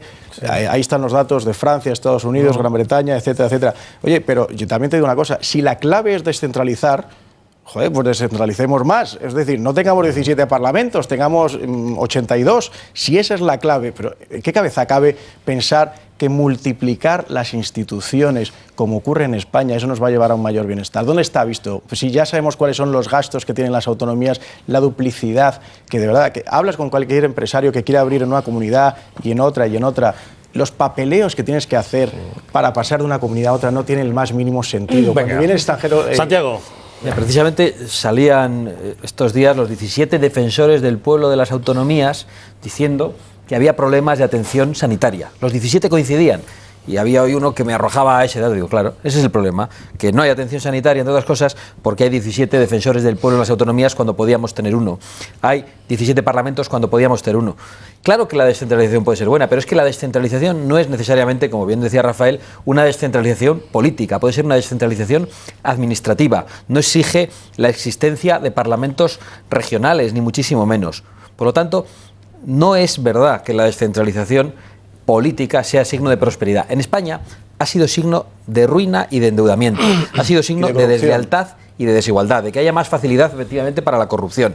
Vivimos mejor que antes, yo no tengo ninguna duda. Tenemos AVE, tenemos más aeropuertos, tenemos todas las especialidades médicas en todas las provincias, todas las licenciaturas en todas las universidades. Claro, el problema es que tenemos un 100% de deuda pública respecto del Producto Interior Bruto, que es la misma que teníamos hace un siglo. Es que España no se podía gobernar con 50 diputaciones, que eran más bien un exponente de la centralización municipal, y con 800.000 funcionarios, que eran los que había al inicio de la democracia. ¿De verdad no se podía gobernar? No había sanidad, no había seguridad social, evidentemente no teníamos tantas cosas como ahora. Hoy tenemos, en el año 2011, 3.200.000 empleos públicos, ahora ha disminuido algo. Hombre, que habiendo aumentado la población española en un 20%, el empleo público, gran parte de él además fuera de oposición, aumentase en un 400%, yo creo que no parecía razonable. Deuda pública del 100%. Es decir, ¿por qué? Porque al final, y este ha sido un error colectivo de los partidos y de la gente que ha votado a los partidos porque en las autonomías le daban más, se ha mantenido el estado de bienestar de los partidos políticos y se ha tocado el estado de bienestar de la gente. Se ha tocado la sanidad, se ha tocado cosas en la educación, se han subido los impuestos, que también es tocar el estado de bienestar, se crean las tasas judiciales. Tenemos un problema gigantesco con la autonomía y eso no significa que pongamos en duda la pluralidad de España, la pluralidad cultural, lingüística, todo lo contrario. Quien ataca la pluralidad de España son las autonomías en su propio seno. Por ejemplo, en la provincia de Álava, de la que yo soy, un 98% de la población es castellano parlante de cuna. ¿Cómo es posible que no se pueda escolarizar a los niños en español? Ellas son las que atacan la pluralidad. Nosotros no defendemos ni queremos una España uniforme. España es plural, pero no son las autonomías las que garantizan la pluralidad de España. Begoña. Yo creo que Andalucía sí que es defendible, más que nada porque está compuesto por andaluces, que son gente que yo entiendo que, oye, merecen también un... No hablamos de las personas, sino del gobierno de Andalucía. No estamos hablando de los... Pero bueno, también estoy segura de que lo pensabas, pero bueno, lo aclaro para que nadie pueda pensar que tú estás tratando de decir eso. Pero evidentemente. Yo hago lo mismo siempre que dicen los catalanes. Efectivamente, hay que decirlo. Y no soy andaluza, pero bueno. Con respecto a la EPA, pero es que eso es sesgar los datos mucho. Es cierto que es que en este... sí, es verdad. Pero si es que es verdad, es que mira las del año pasado y también te va a ocurrir. Y mira las del año anterior y también te va a ocurrir. Te doy el histórico. Y te explico por qué. Sí, sí. Histórico. Y te explico por qué. No, te lo voy a explicar yo. Venga. Vale, explícame. No, dímelo, no, tú quiero que venga. Mira, siempre cuando se acaba la campaña de Navidad, en Madrid se produce un descenso del empleo. Siempre ocurre. O sea, y además te preciso, suele ocurrir en torno entre el 8 y el 12 de enero es cuando más despidos se producen en este sentido. En Andalucía ocurre, sin embargo, todo lo contrario. ¿Por qué? Porque estamos hablando de una comunidad que recibe mucho turismo y se produce un repunte del empleo precisamente en fechas en las que, pues, por ejemplo, las Navidades recoge mucho turismo. Eso es así. Si quieres mirar el histórico, puedes comprobarlo. Ocurre todos los años. O sea que esos son los datos. No lo podemos utilizar a nuestro antojo. Pero en cualquier caso, ¿qué ocurre en Andalucía? Efectivamente tenemos unas tasas de paro altísimas. ¿Y sabes por qué? Porque ha calado mucho el mensaje de, algo que se está escuchando mucho últimamente, a ver cómo lo decimos de manera que no hagas sentir a la gente demasiado mal. Pero cuando te garantizan que vas a cobrar una prestación, hagas lo que hagas, hablamos de muchos subsidios que existen en Andalucía, un subsidio que nunca debería haberse... O sea, un subsidio por carácter, por su naturaleza no puede tener nunca vocación de permanencia. Nunca puede tener vocación de permanencia. ¿Y qué pasa? Que en determinadas zonas de Andalucía sí que se da con vocación de permanencia. Eso desalienta la... Bueno, varios. Luego, si quieres, entramos en detalle y te lo explico. No, del subsidio, porque es que, claro, por ejemplo, hablar de subsidios... Hablar... Es decir, el tan cacareado... Es que los andaluces en Madrid, en Andalucía gana el PSOE porque el subsidio agrario... ¿Sabes cuánta gente hay ahora cobrando el Es que ahora mismo ya hay en todo un panorama de subsidios. No solo está el subsidio para mayores de 55 años, está el subsidio por cargas familiares, está el de Prepara, está el REMI, o sea, te puedo contar mil millones de subsidios. Y en Madrid también, que no solo en Andalucía. Es decir, no, pero es que cala mucho el mensaje. ¿Quieres vivir en una sociedad donde el que tenga dificultades le pueda sacar adelante, sí o no? Que hay que... La educación, es que además tú como poder público tienes una doble responsabilidad y es la de educar a las personas en lo digno que es también el trabajo. La gente, o sea, el español, están equivocando el mensaje, el español lo que quiere es trabajar, o sea, no quiere cobrar por quedarse en su casa, sino todo lo contrario, lo que quiere es buscar un trabajo y eso no se consigue alimentando a la gente con subsidios que se crean con carácter temporal y que al final se han asentado con vocación de permanencia y que lo único que hacen es adormecer. ¿Sabes la barbaridad que estás diciendo en estos momentos? Yo creo que no creo que seas ni consciente de la barbaridad que estás diciendo. Estás diciendo, te lo voy a decir, estás diciendo que en Andalucía hay gente que prefiere tener un subsidio a trabajar. Ni en Andalucía, ni en su subsidio. Le asusta perder el subsidio. Le asusta perder el subsidio. Estás diciendo que la gente se acomoda en un subsidio que encima son subsidios. Yo no digo acomodar. O sea, ¿cómo alguien se va a poder acomodar en un subsidio? Oye, que pongan la cinta otra vez. Le da muchísimo miedo perder el subsidio. El que está en un, yo creo que no has tenido un subsidio ni has estado en es que no lo sé, porque el que tiene un subsidio, yo sí he estado en paro, lo sé. El que tiene un subsidio, lo que quiere es salir adelante y quiere tener un trabajo digno que le permita vivir bien y sacar a su familia adelante. ¿Cómo que decir? Es que tienen subsidios y tienen miedo y tienen la renta garantizada y todo ese tipo de mensajes que estoy escuchando. Te voy a contar otra de la renta garantizada. Te voy a contar otra de la renta garantizada para que, a ver si con datos, es que yo tengo mi opinión, pero aparte de mi opinión, primero expongo los datos y después sobre los datos unos pueden tener una opinión y otros otra. Mira, ¿sabes dónde hay una renta mínima de inserción? Y los primeros que la pusieron, en Madrid. ¿Y sabes quién la puso? El presidente Leguina, del Partido Socialista. Y esa renta, que también es otra de las críticas que hacemos hoy ahí al Partido Popular, el Partido Socialista en los años 80 lo puso, renta mínima de inserción, para que los madrileños que en un momento determinado están pasando por una situación de dificultades, tuvieran un mínimo de renta mínima de inserción, para poder salir adelante y después para ayudarles a reincorporarse al mercado laboral y para que no cayeran en la exclusión social. Pero la gente no habla de Madrid, que la de Madrid, cuando tú te la dan, la tienen mientras el periodo de tiempo que tú estás en esa situación. En Andalucía hay algo parecido. En Asturias hay algo parecido, pero no digáis en ningún territorio, es decir, nadie quiere tener una renta garantizada. La gente quiere trabajar y quiere salir adelante. Oye, y por tanto, no podéis decir que la gente que tiene un subsidio en un determinado momento se acomoda, tiene miedo a perderla. No, hay que decir lo contrario. Yo quiero vivir en una sociedad que, aunque a mí no me afecte o me afecte en algún momento, o por si me afecta en algún momento, que es lo que está pasando ahora con esta crisis, quiero vivir en una sociedad, porque hay dinero para ello, que garantice que si en un momento yo tengo dificultades laborales, me quedo en paro, pierdo ya el tiempo de prestación de desempleo, quiero vivir en una sociedad que mientras que esté en esa situación no me deje tirado de la cuneta. Eso en Andalucía lo hay. Perdona, quiero decir que tú, como socialista, te escandalices de lo que, o sea, de que haya una crítica hacia lo que los gobiernos socialistas de Andalucía han hecho, como si no hubiera aquí pasado nada, como si no hubiera unos ERE, como si no se hubieran llevado el dinero a manos llenas, y que vengas tú aquí a escandalizar como diciendo, ¿cómo se os ocurre decir? Pero ¿sabéis lo que habéis hecho en Andalucía? Es que ¿sabéis el escándalo mayúsculo que ha hecho tu partido en Andalucía? Que parece que eso no lo dices, ni citas, ni oye, aquí parece que no sabéis lo manchado las manos. O sea, os habéis llevado el dinero, ¿os sabéis? Quiero decir, el Partido Socialista de Andalucía, algunas personas del Partido Socialista de Andalucía se han llevado el dinero a expuertas. Perdóname, y que tú vengas aquí a escandalizarte como, oye, por favor, ¿qué estáis diciendo? Pero si lo de Andalucía ha sido vergonzoso, si lo que han hecho los dirigentes de tu partido en Andalucía es absolutamente vergonzoso. No hay en la historia de la democracia nada parecido. Pero hombre, por favor, ¿qué han hecho? no has ido a hablar nunca del tema de los ERE, no te suena. El que parece que te suena algo es a ti. Perdón, y vienes aquí como, oye, ¿pero de qué me estás hablando? Pues te estoy hablando de cómo se habéis llevado el dinero en Andalucía Puertas. ¿Te parece poco? Las falacias de argumentos generalistas no vale decir. La corrupción, la corrupción, no, escúchame. No pongas ahora cara inocente de no hemos hecho nada, hombre, por favor. ¿Ves? Estás en el programa estático. La corrupción hay que combatirla, venga de donde venga, y la justicia tiene que actuar con rapidez para que los culpables, los que lo son, vayan a la cárcel, y los que no lo son, y volvemos, es que lo hemos dicho antes, sea quien sea y sea el partido que sea y sea de donde sea. Sin duda. Pero ahora estamos hablando de una cuestión en Andalucía que dice, ¿y cómo le siguen votando? Pues yo digo que en Andalucía le siguen votando. Se me da igual, que les voten a quien quiera, voten a quien quiera. Sí, pero yo digo que en Andalucía, en Andalucía están votando, porque yo pongo ejemplos muy concretos, que después gustarán o no.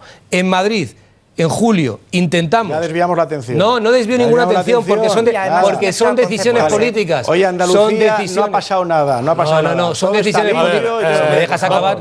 Vamos a cerrar ya el tema de Andalucía. Rafa y Santiago, venga. Si yo acabo muy simple, es decir, en Andalucía se convocan unas elecciones y los ciudadanos decidirán qué gobierno quieren tener. Y yo digo, en Madrid hoy no tenemos becas de comedor, porque el gobierno no quiere que haya becas de comedor, la gente que los tiene, 50.000 becas nada más de las 120.000 que había antes de la crisis, y Andalucía la tiene todo el mundo. ¿Decisión de qué? De un gobierno y otro, y la gente con esos datos decide. Y sobre todo los que se han llevado el dinero a las puertas. Rafael.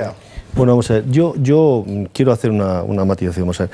Primero, para mí el gran problema de Andalucía no está en las subvenciones, que lo es también. El gran problema, y es mucho más grave, es el número de funcionarios que Andalucía tiene. Es la provincia, es la región, la comunidad de España, con mayor número, precisamente a lo que estaba refiriendo Santiago antes, el mayor número de funcionarios está en la comunidad autónoma de Andalucía. La mayoría de los funcionarios son por concurso, que no por oposición, lo cual evidencia claramente una dirección política clara. A mí el hecho de que haya subsidios para buscar la inserción, yo creo en el principio de subsidiariedad. Yo también. O sea, soy firme defensor del principio de la subsidiariedad, ¿de acuerdo? O el principio de suplencia. O sea, creo que el necesitado necesita o debe contar con la ayuda del Estado, pero siempre y cuando ese Estado administra adecuadamente, ¿de acuerdo?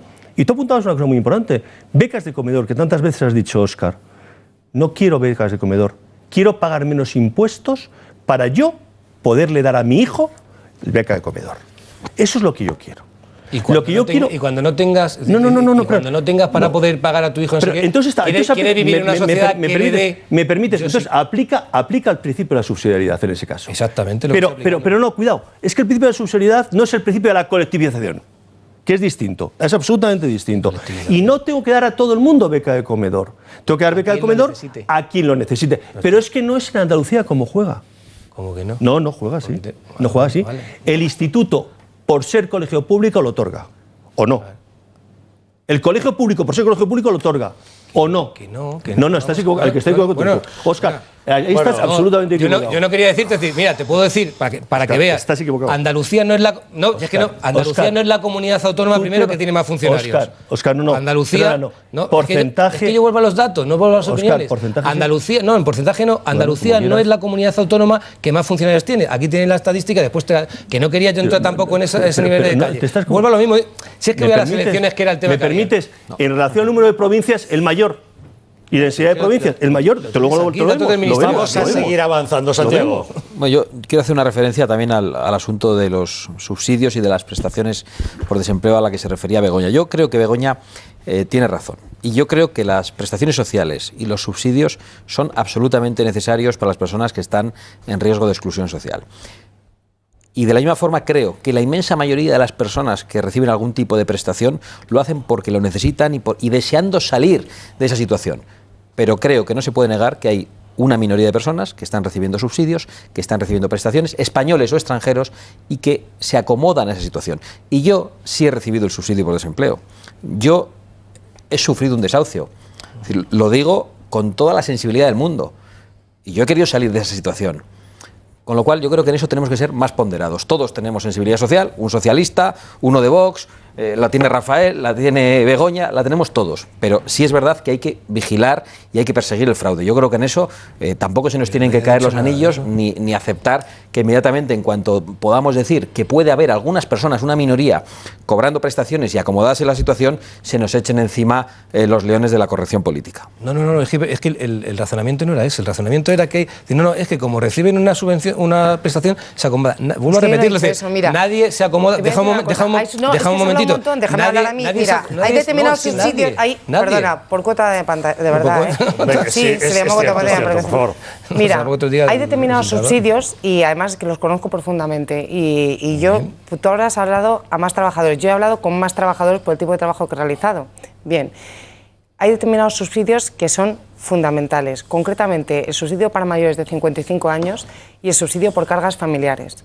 Y en ambos casos nos estamos encontrando con personas, concretamente el subsidio de mayor de 55 años, que es, como te decía, lo conozco profundamente, nos encontramos con un sector de personas que están a 15, 16 o 17 años vista de la jubilación, y es un sector en el que hay que profundizar en la ayuda. Yo ahí no te diría que exista nadie que se pueda llegar a acomodar, porque son precisamente personas que están viendo peligrar su jubilación. Es más, yo si pudiese, ese subsidio no solo lo extendería en el tiempo, sino que lo ampliarían. Pero para poder hacer eso tienes que vigilar otros muchos subsidios y otras muchas prestaciones que no se están cobrando con la misma decencia. Y eso ocurre a día de hoy. Mira, existen muchas situaciones y hay que reconocer que el Servicio Público de Empleo de un tiempo a esta parte, te digo, unos 8 meses se han puesto las pilas y lo están vigilando muy de cerca, en las que es un hecho, existe la economía sumergida y digamos que es un poco también economía de subsistencia, vamos a reconocerlo, y que existe y que es un fraude que de alguna manera también es aceptado por la sociedad. O sea, contra esto, educación y mucha vigilancia, pero existe. Pretendíamos hablar de calendarios electorales y hemos terminado hablando de subsidios. ¿Ustedes qué opinan acerca de todo lo que estamos abordando? Sira, cuéntanos, ¿qué nos dicen? Pues aunque también nos hablan de subsidios, ellos también prefieren hablar del adelanto de las elecciones generales y piensan cuáles son los motivos que podrían haber movido a Susana Díaz a esta decisión. Estela, por ejemplo, considera que Susana Díaz está convencida de que va a sacar un buen resultado y si es así, lo usará para presionar y echar a Sánchez. Ángel también cree que sí, aunque no le augura un buen futuro porque considera que fracasará en las elecciones de Andalucía. Jesús también dice que usará a las andaluzas como trampolín hacia las generales. Lo que no valora es que como esté la piscina vacía, menudo porrazo. También hay quien piensa de forma diferente, como José, que cree que Susana Díaz va a dejar que Sánchez se queme en las generales y después se ofrecerá como salvadora del partido. Finalmente, Miguel considera que las adelanta porque en el PP no hay nadie. Podemos se la puede jugar e Izquierda Unida está desaparecido. Elecciones anticipadas en Andalucía el 22 de marzo, pero anticipadas también en Cataluña el 27 de septiembre. De eso hablamos ahora mismo. Hoy en El Gato al Agua estamos hablando de calendarios electorales, de calendarios adelantados de elecciones. Nos hemos referido a las andaluzas adelantadas para el 22 de marzo. Vamos a las catalanas, adelantadas también por Artur Mas para el 27 de septiembre. Aparte de todos los elementos comunes al resto de elecciones de este año electoral que tenemos por delante, en el caso de Cataluña hay un elemento fundamental, que es el del nacionalismo. Artur Mas quiere presentar estas elecciones como un plebiscito, autonomía o independencia sí, independencia no. Eso que ellos llaman derecho a decidir. Ante la aparición de nuevas fuerzas políticas como Podemos, al igual que en otras comunidades autónomas, habrá que ver qué es lo que ocurre. Pero en el caso de Cataluña la gran pregunta es, ¿qué pasa con Podemos? ¿Está a favor de ese derecho a decidir, como llaman? ¿Está a favor de la independencia de Cataluña? No lo está. Pues no lo sabemos todavía y ellos mismos parece que tampoco lo saben aún, puesto que en las primarias que se van a celebrar en Cataluña para elegir quiénes serán los candidatos para esas autonómicas, tenemos una doble vertiente. Gemma Ubasart es la candidata oficialista, es la que cuenta con el apoyo de Pablo Iglesias, es una persona próxima a la CUP, la candidatura de Unitat Popular, y a Iniciativa per Catalunya. Es, por tanto, próxima al independentismo, a que si se celebre ese referéndum y a la posible secesión de Cataluña. Y es la favorita de Pablo Iglesias, con lo cual podríamos pensar que Podemos es, por tanto, una opción independentista en Cataluña. Pero es que no es la única, porque a las primarias en Cataluña se va a presentar otra candidatura que se llama Podemos Unidos, lo dice todo en el nombre. Está encabezado por Enric Martínez. Ahí le ven, nos ha acompañado aquí en El Gato, Enric Martínez, y él prefiere aparcar el debate territorial para priorizar viejas proclamas de la izquierda, como la vivienda digna, la sanidad, la educación pública o el empleo de calidad. En cualquier caso, la carrera por encabezar Podemos en Cataluña finalizará entre los días 13 y 15 de febrero. Veremos entonces qué opción es la que representa a Podemos en Cataluña, si a favor de la secesión o no. Toda una cuestión de fondo para un partido que debería tenerlo claro, ¿no? Como matiz. Pero fíjate, en el mejor de los casos aparece un candidato con buena intención que dice: aparquemos el debate territorial. No, si no hay que aparcarlo, si este debate hay que darlo. Esta es una batalla de las ideas que no se ha afrontado en España en 30 años y los separatistas han ganado posiciones con eufemismos, hablando del derecho a decidir cuando hablan de secesión. Y entonces nos encontramos que hay dos candidatos en Podemos, uno claramente separatista y el otro que dice: aparquemos esto porque hay asuntos sociales. Pero sí se manifiesta a favor de la unidad. Es más, su candidatura yo me alegro. Se llama Unidos. Pero yo me alegro, pero este es un asunto, además sé que ha sido entrevistado también en esta casa, bueno, se veía ahí en las imágenes. Pero este es un asunto medular que no puede dividir a un partido serio, de ninguna manera. Desde luego, Vox no se va a ver con un debate de esta naturaleza. Nuestras candidaturas a las elecciones autonómicas catalanas estarán, por supuesto, cohesionadas precisamente en torno a este mensaje. Pero fijaos, ha ganado Syriza y en el acto popular que hemos visto había miles de banderas nacionales griegas. Ha convocado una manifestación Podemos para el día 31 y yo creo que veremos miles de banderas nacionales griegas. Yo creo que las veremos y no encontraremos la bandera. ¿Por qué? Porque a pesar de que a Pablo Iglesias se le llena la boca con la palabra patriota y decir que un patriota no se puede olvidar de las personas desfavorecidas, y lo comparto plenamente. Es decir, la unidad de un país tiene mucho que ver con la unidad social del país. La destrucción de las clases medias no es compatible con la cohesión de un país. Pero la unidad territorial de un país, es decir, también. Es decir, la reclamación de soberanía frente a Europa, como ha hecho Syriza, es razonable. Aquí la plantea Podemos y muchos creemos que hay que ir en la línea de recuperar soberanía frente a Europa. Pero, hombre, pretender luego disolver la soberanía nacional por la vía de aceptar el eufemismo del derecho a decidir y que eso no lo tengan claro, yo creo que dice mucho de Podemos. Como dice mucho de Podemos el hecho de que Pablo Iglesias comenzara sus andanzas en una Errico taberna, mientras otros nos estábamos jugando el tipo precisamente para defender la soberanía de nuestro país. Alex, ¿qué te parece? Bueno, yo creo que Podemos lleva en sí mismo el germen de división. Es decir, cuando tú caes en un relativismo de que todo vale, de que no hay unas ideas claras, ni siquiera pues en cuanto a cuál es tu país, qué modelo tienes, supuestamente todo se ve de un modo asambleario, etcétera, etcétera, llevas el germen de división dentro de ti mismo y eso está condenado a no durar. Lo que pasa es que mientras eso muere puede hacer mucho daño. Yo creo que Podemos va a hacer mucho daño, ¿no? Ante ese relativismo y ante ese germen de división, lo único que queda es un mandato de manu militari, es decir, no queda otra. Y en cierto modo en Pablo Iglesias lo hemos estado viendo en estos últimos meses. Al final parece que todo es muy abierto, parece que todo se debate, pero el programa está perfectamente trazado. Y ellos saben cuál es. Entonces, hablad lo que queráis, que luego yo seré el que imponga. Que luego haré lo que me da la gana. Exacto. Entonces yo creo que van por ahí, ¿no?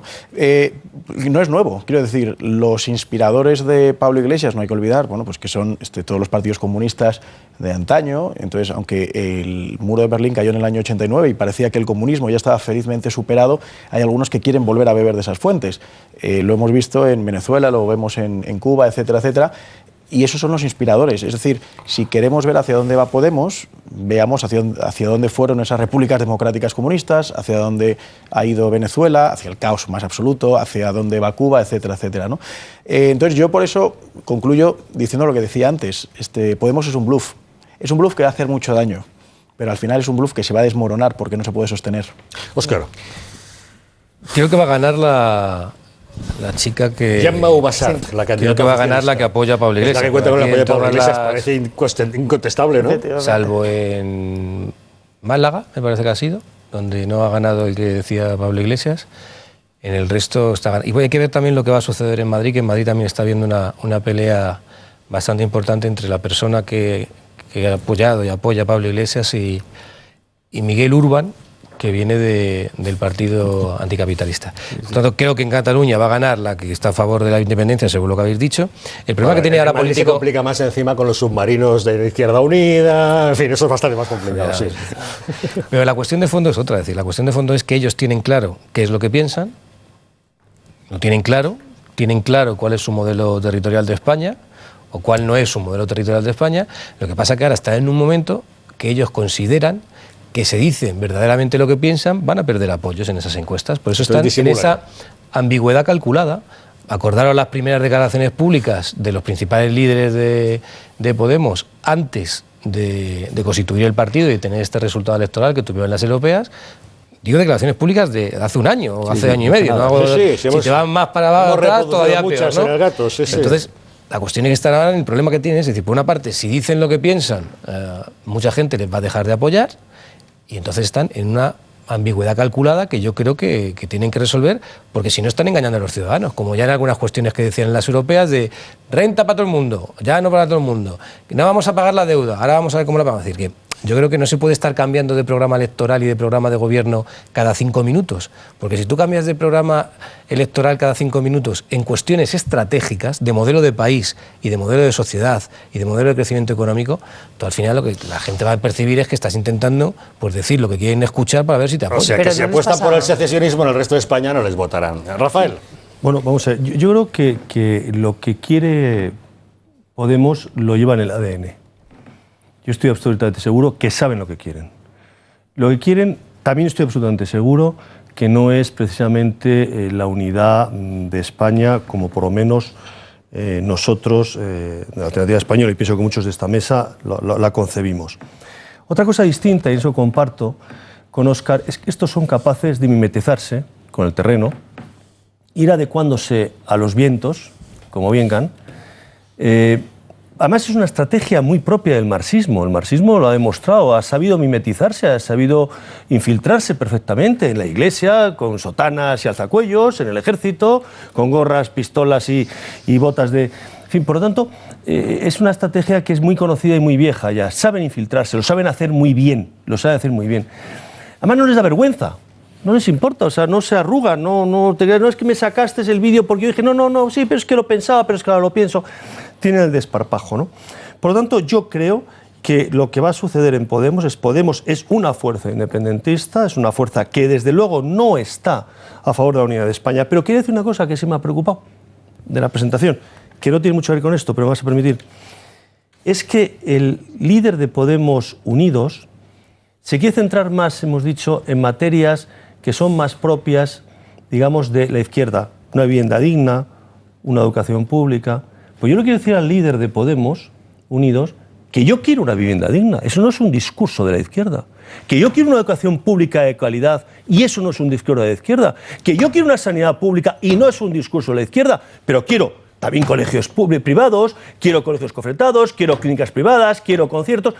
Pero que ese no es el discurso. Esa es la parte que a mí me está preocupando más, que están acaparando un discurso, poniéndolo en términos de la izquierda, cuando en realidad no es de la izquierda. Esto no es de ahora tampoco. No. Yo creo que esto les ha pillado de nuevas. Son un partido muy joven, muy reciente, y yo no creo que tengan las ideas tan claras como vosotros pensáis. Yo creo que se han juntado aquí un montón de gente con ansias de... que además es que no se lo creen, es que estamos ocupando un sitio. Lejos de ser un bluff, parece que se consolida como fuerza. Aquí en Cataluña estamos hablando de un 14,7. O sea, ya nos gustaría que fuese un bluff, pero es que tiene toda la pinta de haberse creado para quedarse. No tiene las ideas muy claras. Y el caso del derecho a decidir, aquí en Cataluña, es un exponente más, que en el fondo han confluido un montón de personas y cada uno es de su padre y de su madre. Y este es el principio de muchas de las divisiones que estamos por ver, porque una cosa que ocurre en un partido tan asambleario, como puede ser Podemos, por ejemplo, que tiene sus ventajas, porque en principio da la imagen de somos muy demócratas, pero también se convierte en un partido muy lento y que reacciona de forma muy lenta. Y eso les puede pasar factura, por ejemplo, en Andalucía, que no van a tener tiempo para armar una estrategia sólida cara a las elecciones, y eso les puede pasar factura, por ejemplo, ahora en Cataluña. Yo también creo que va a ser ella la que va a presentar finalmente la candidatura, pero que si lo analizamos es un discurso también muy incoherente, porque si tú lo que defiendes es la solidaridad en España, precisamente la solidaridad está absolutamente reñida con el derecho a decidir y el derecho, o sea, quiero decir, son discursos totalmente encontrados, eso por un lado. Y por otro lado estoy completamente contigo. Y a eso se le llama libertad, es decir, pueden coexistir. Efectivamente, todos los partidos políticos, no creo que haya nadie que no quiera una vivienda digna, no creo que haya nadie que no quiera pues, una educación pública, pero efectivamente debe coexistir con el derecho a la propiedad privada, efectivamente. Pero de todas formas, yo sí tengo que decir, yo estoy bastante sorprendido de ver algunos compatriotas míos, palabra muy en desuso, por cierto, pero es que es una realidad de compatriotas, otros españoles. A mí todos los días me invaden el correo electrónico y Facebook y tal con historias del coco de Podemos, ¿no? Que viene Pablo Iglesias y que te empiezan a contar mil y un disparates de que... Yo estoy, la verdad, bastante sorprendido con la cobardía que estoy viendo en muchas personas. Vamos a ver. ¿Te sorprende? Oye, bueno, me sorprende o me duele, no sé, llámalo como quieras. O sea, es decir, oye, pero hombre, un poco de valentía, de firmeza, de ideas. No tengas miedo a defender tus ideas. Si ves que viene un adversario político con unas ideas con las que tú no estás de acuerdo, muéstrale firmeza, muéstrale argumentos, no tengas miedo, no tiembles tan fácilmente. Pero yo insisto, estoy sorprendido porque de verdad todos los días, y creo que a muchas personas que nos estén viendo les pasa lo mismo, todos los días te llegan correos apocalípticos de que viene Pablo Iglesias y qué miedo. Oye, pero ¿cómo que qué miedo? O sea, ten un poco de firmeza y ten un poco de confianza en tus ideas políticas, plántalas, exponlas, no tengas miedo, no tengas complejos. Somos un país muy acomplejado en muchos aspectos, ¿no? Parece que no nos lo creemos, entonces a mí eso me preocupa, a mí sí me preocupa. Yo solo te puedo decirte una cosa, mira, estaba saliendo otras imágenes de una persona que se llama Gemma Galdón, que es un exponente importantísimo dentro de Podemos, con la cual yo he debatido muchísimo en la televisión independentista catalana, mucho. Yo te puedo garantizar que saben dónde van. Sí. Otra cosa es que van a tener que mutar, pero que saben dónde van, no te quepa la menor duda. Ellos tienen perfectamente, porque está en su ADN. Claro, y se ha mencionado ya aquí, o sea, tienen que disimular su auténtico ideario porque saben que si dijeran la verdad, la gente no les votaría. Pero es lo que quiero decir, repito, es una estrategia marxista conocidísima. Es muy evidente que ha cambiado su ideario y la metamorfosis, por no, ha cambiado como lo exponen. Ha cambiado como lo exponen. Efectivamente, pero no les pasa factura. Sus ideas de fondo no han cambiado. Lo tienen muy claro. Pero tiene una hemeroteca muy fresca, o sea, no estamos hablando de 2 años, tiene una hemeroteca muy fresca. Es muy evidente. Todos lo hemos visto. Mira, Begoña, les hemos visto en una secuencia diciendo una cosa y un mes después diciendo otra. Y no les pasa factura. Mira, Begoña, por tanto, empieza a pensar que es que la gente es de ellos como puede ser del Real Madrid como del Atleti. O sea, quiero decir, de verdad, o sea, es un... El mayor no enemigo, quiero generalizar con el tipo de voto, ¿no? Pero es un poco raro que no les pase factura todo esto, Begoña, ¿no creéis? El mayor enemigo de Podemos y de Pablo Iglesias es la hemeroteca. Es decir, porque la sarta de barbaridades que ha dicho Pablo Iglesias, cuando no le veía a nadie en La Tuerca, cuando no era un programa conocido, ni Pablo Iglesias era una persona conocida, etcétera, claro, él hablaba con absoluta libertad. No es lo mismo hablar pues para una audiencia de 100 personas que de 100.000. Entonces, yo estoy convencido de que su mayor enemigo es la hemeroteca.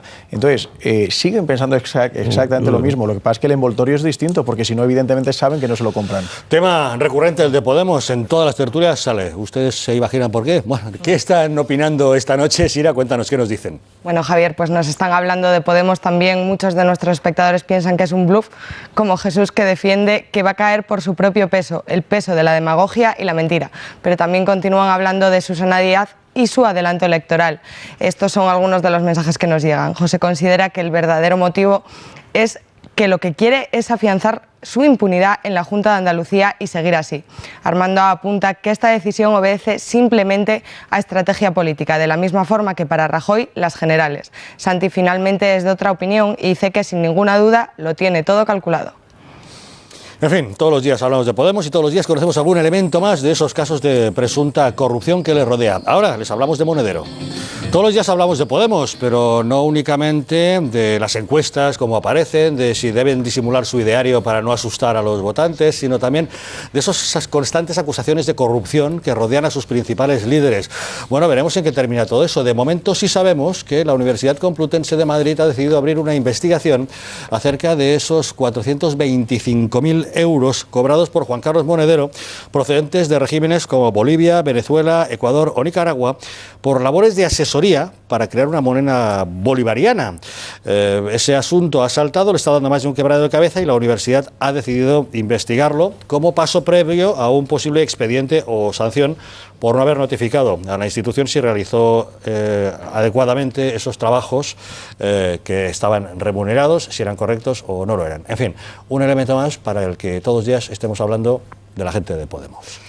¿Querías tú añadir algo, Santiago? Sí, en relación con esto, a mí, ya lo investigarán, ya se verá si esto es cierto o no. Yo creo que la desconfianza se ha sentado en los ciudadanos que ya no creen en nadie, pero lo más grave de ello es, ¿cuáles son las amistades? ¿A quién asesora? ¿De qué son responsables? Es decir, ¿a quién han orientado y en qué han terminado algunos de esos países? Con lo cual, eso es lo que más nos tiene que preocupar, más allá de... Bueno, sus relaciones internacionales han sido conocidas. Por eso. Yo creo que eso es lo verdaderamente preocupante, más allá de lo que investiguen los tribunales, y yo no doy nada por eso. Pero en la universidad hay bastante, la Complutense, yo conozco bastante gente, hay mucho malestar con esto, entre el profesorado con esto, porque claro, la universidad tiene unos estatutos muy precisos que dice que si tú quieres hacer esas colaboraciones y todo eso, compatibilidad, pues tienes que pedir permiso, te lo dan, es decir, no hay ningún problema, pero tienes que pedir permiso, y había mucho malestar porque decían que como a mucha gente le obligan a hacerlo, o si no lo hace, como se dice coloquialmente, le crujen, y aquí no estaban haciendo nada. Lo sabremos, pero de verdad yo creo que lo grave es lo de todas formas. Lo de Rejón, lo de Monedero, lo de Tania Sánchez, la hemeroteca de la que hablaba Alex Navajas, como aquello que convierte a los de Podemos en presos de sus palabras. No les va a pasar ninguna factura. Yo creo que nos estamos equivocando. Hay un montón de gente, millones de españoles, deseando castigar a los viejos partidos, dándoles donde más les duele. Están desesperados y además están viéndose obligados a una disyuntiva que es diabólica y que es la que plantea el gobierno del Partido Popular. O elegís entre los ladrones o los neocomunistas.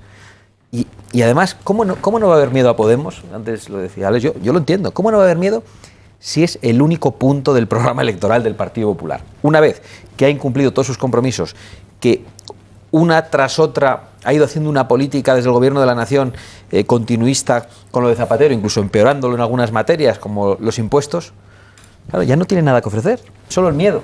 Entonces, es normal que ese miedo cale en la gente. Por eso yo creo que nosotros, todos, desde la posición que estemos, en posiciones políticas, en posiciones civiles, tenemos que ofrecer alternativas a los españoles para que no se vean obligados a elegir entre lo que consideran la corrupción institucionalizada y el neocomunismo bolivariano.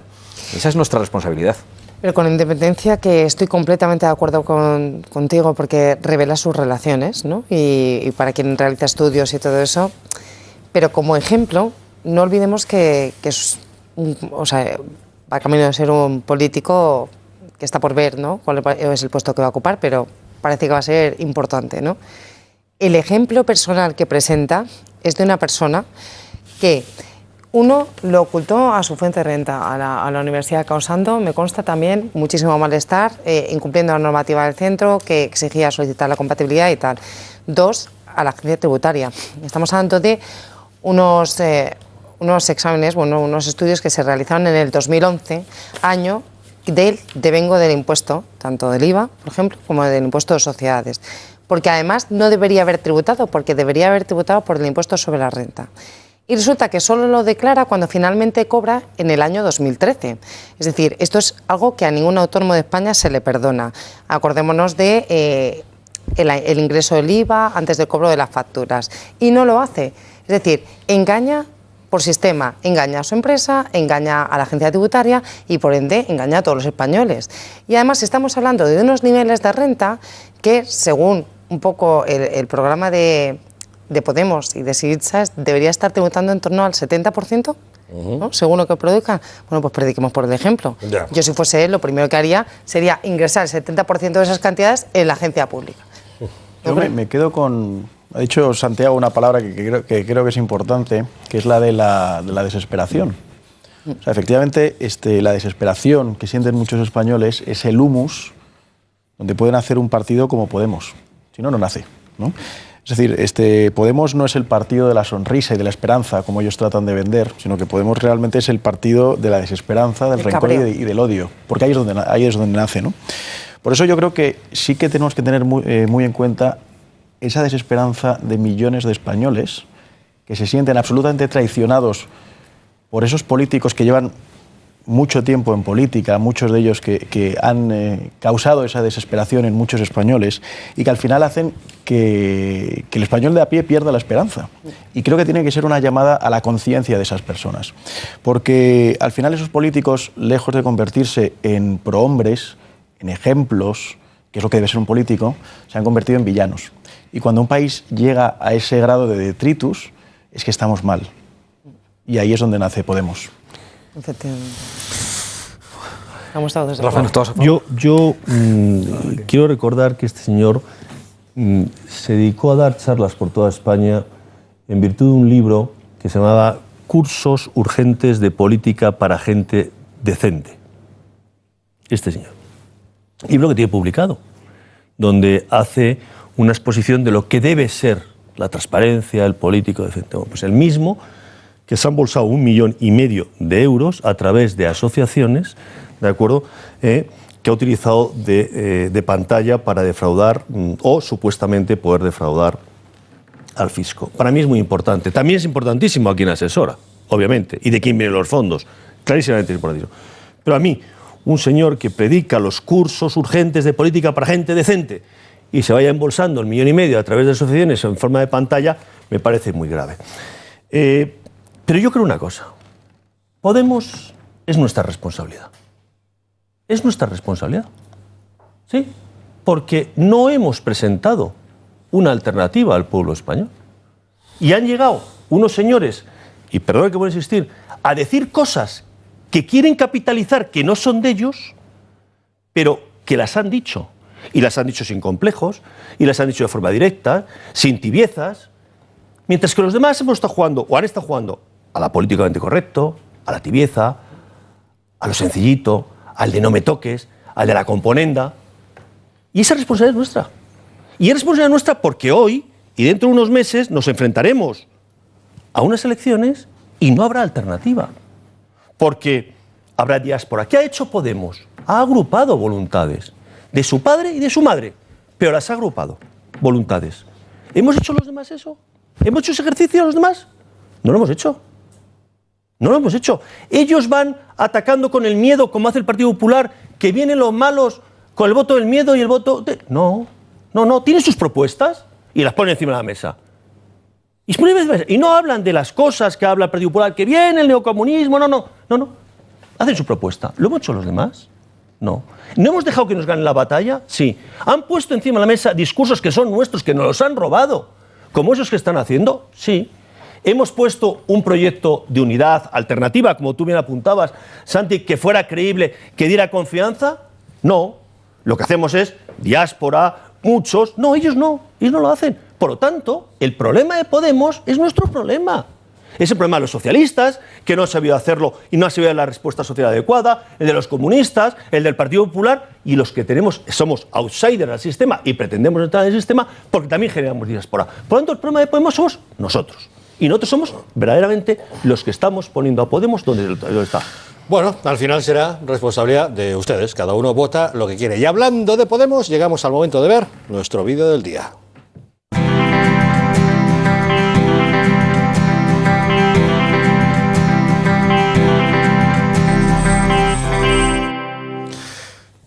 La verdad es que los de Podemos son muy suyos y donde la gente mayormente ve una cosa, pues ellos a lo mejor ven otra. Les voy a poner un ejemplo. Si cualquiera de ustedes ve la película El Rey León, que van a ver pues una historia familiar, pues con sus dosis de romance, de drama, de tensión, de humor, en cambio la ve Juan Carlos Monedero y lo que ve es una cosa absolutamente distinta. Esto.